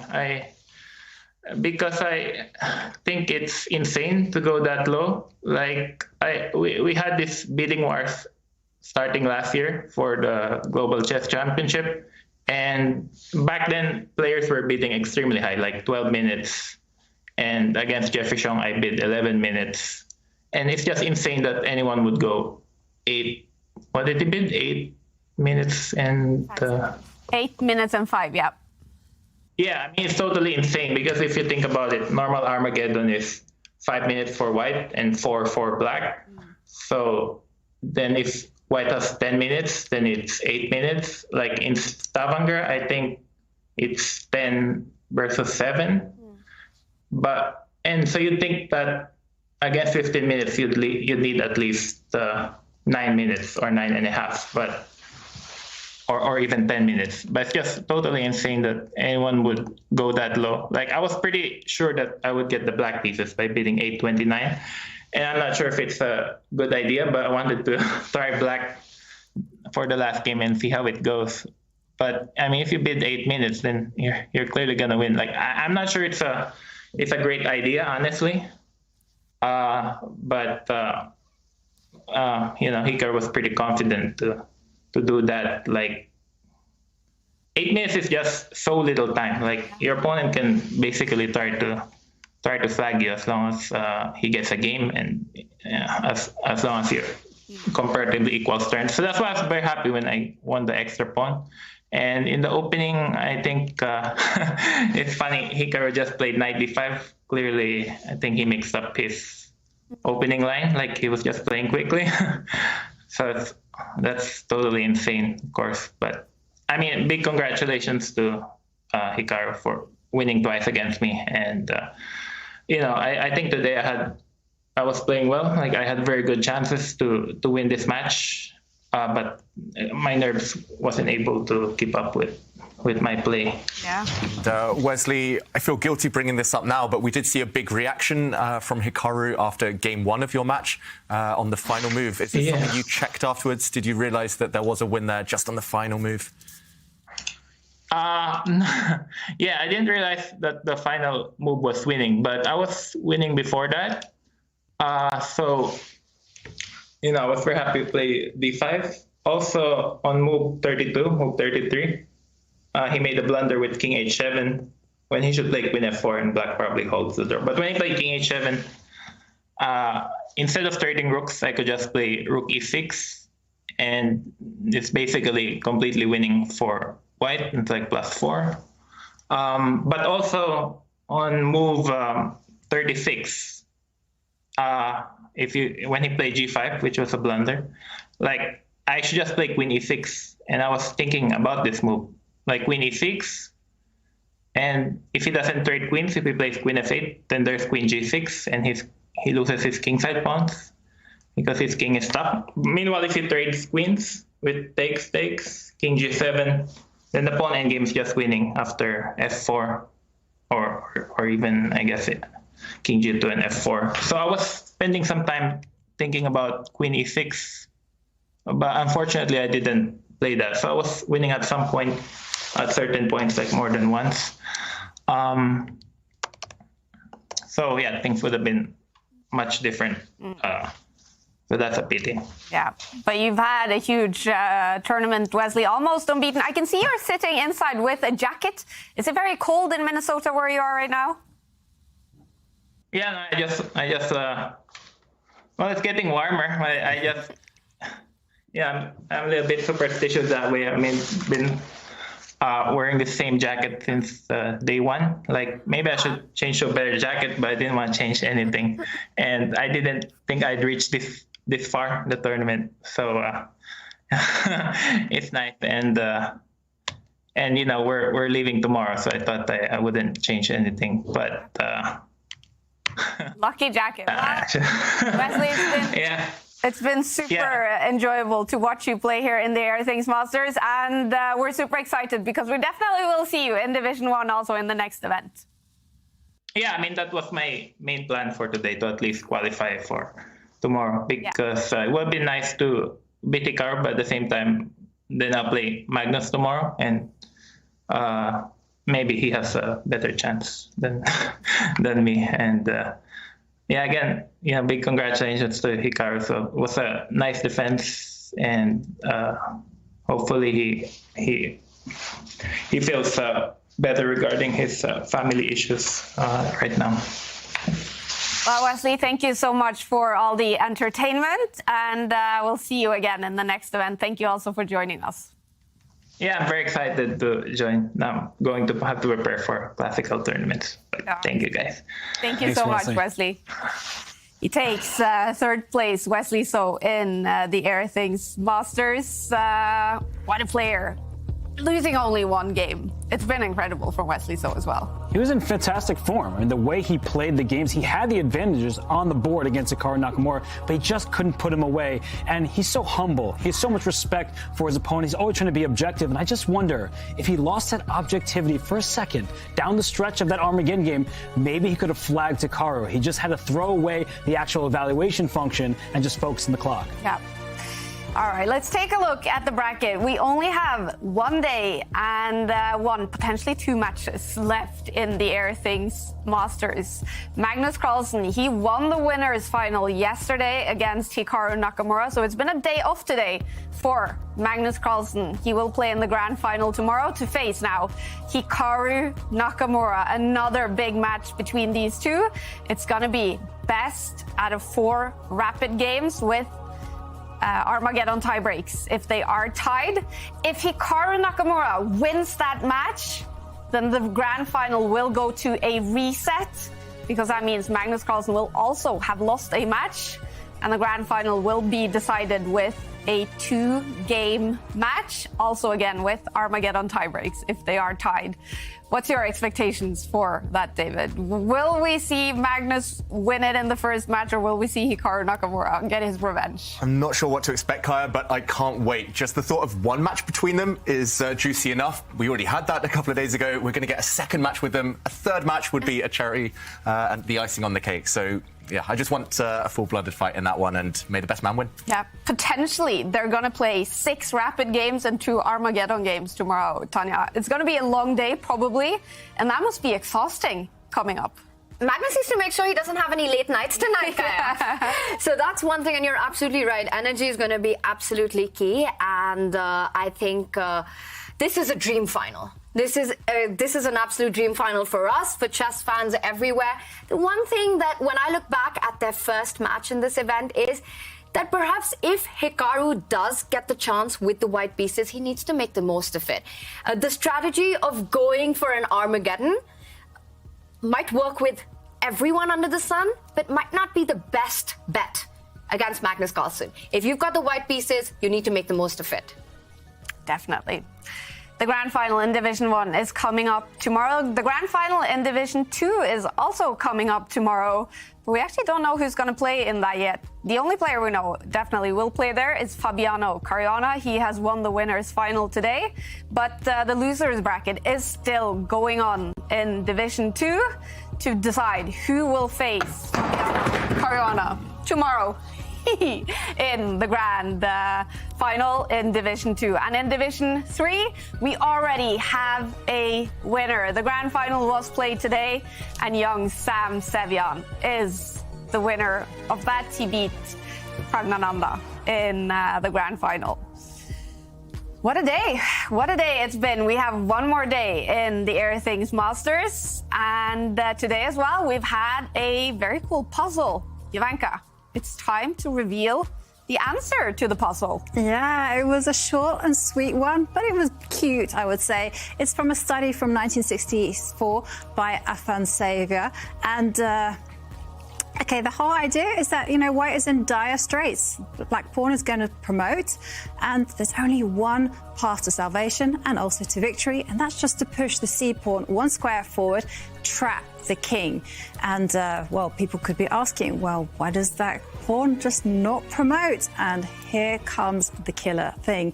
The knight will jump to the d6 square, and suddenly, like a bolt from the blue, you'll realize that the king is actually trapped. Now, there's one final trick in this position to see, and that is black could play queen takes pawn, but this is actually no good because of knight to b7 check. And suddenly the queen can be taken. The king has to step away, pawn takes queen, and that is it. The knight can step forward and also defend the pawn on e4, and that is it. Beautiful, but simple.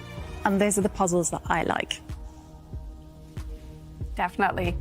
Beautiful puzzle. And we did ask you guys to share your answers on social media, and we would actually pick a winner to get a very cool prize today, Jovanka. What is the prize? It is a 6 months diamond membership of chess.com. And I have to say, this winner has a very cool name. I'm excited to hear it. Okay, it's Gobble Squat King. Oh no, this is Joe. Oh, sorry. John Solo. Oh no.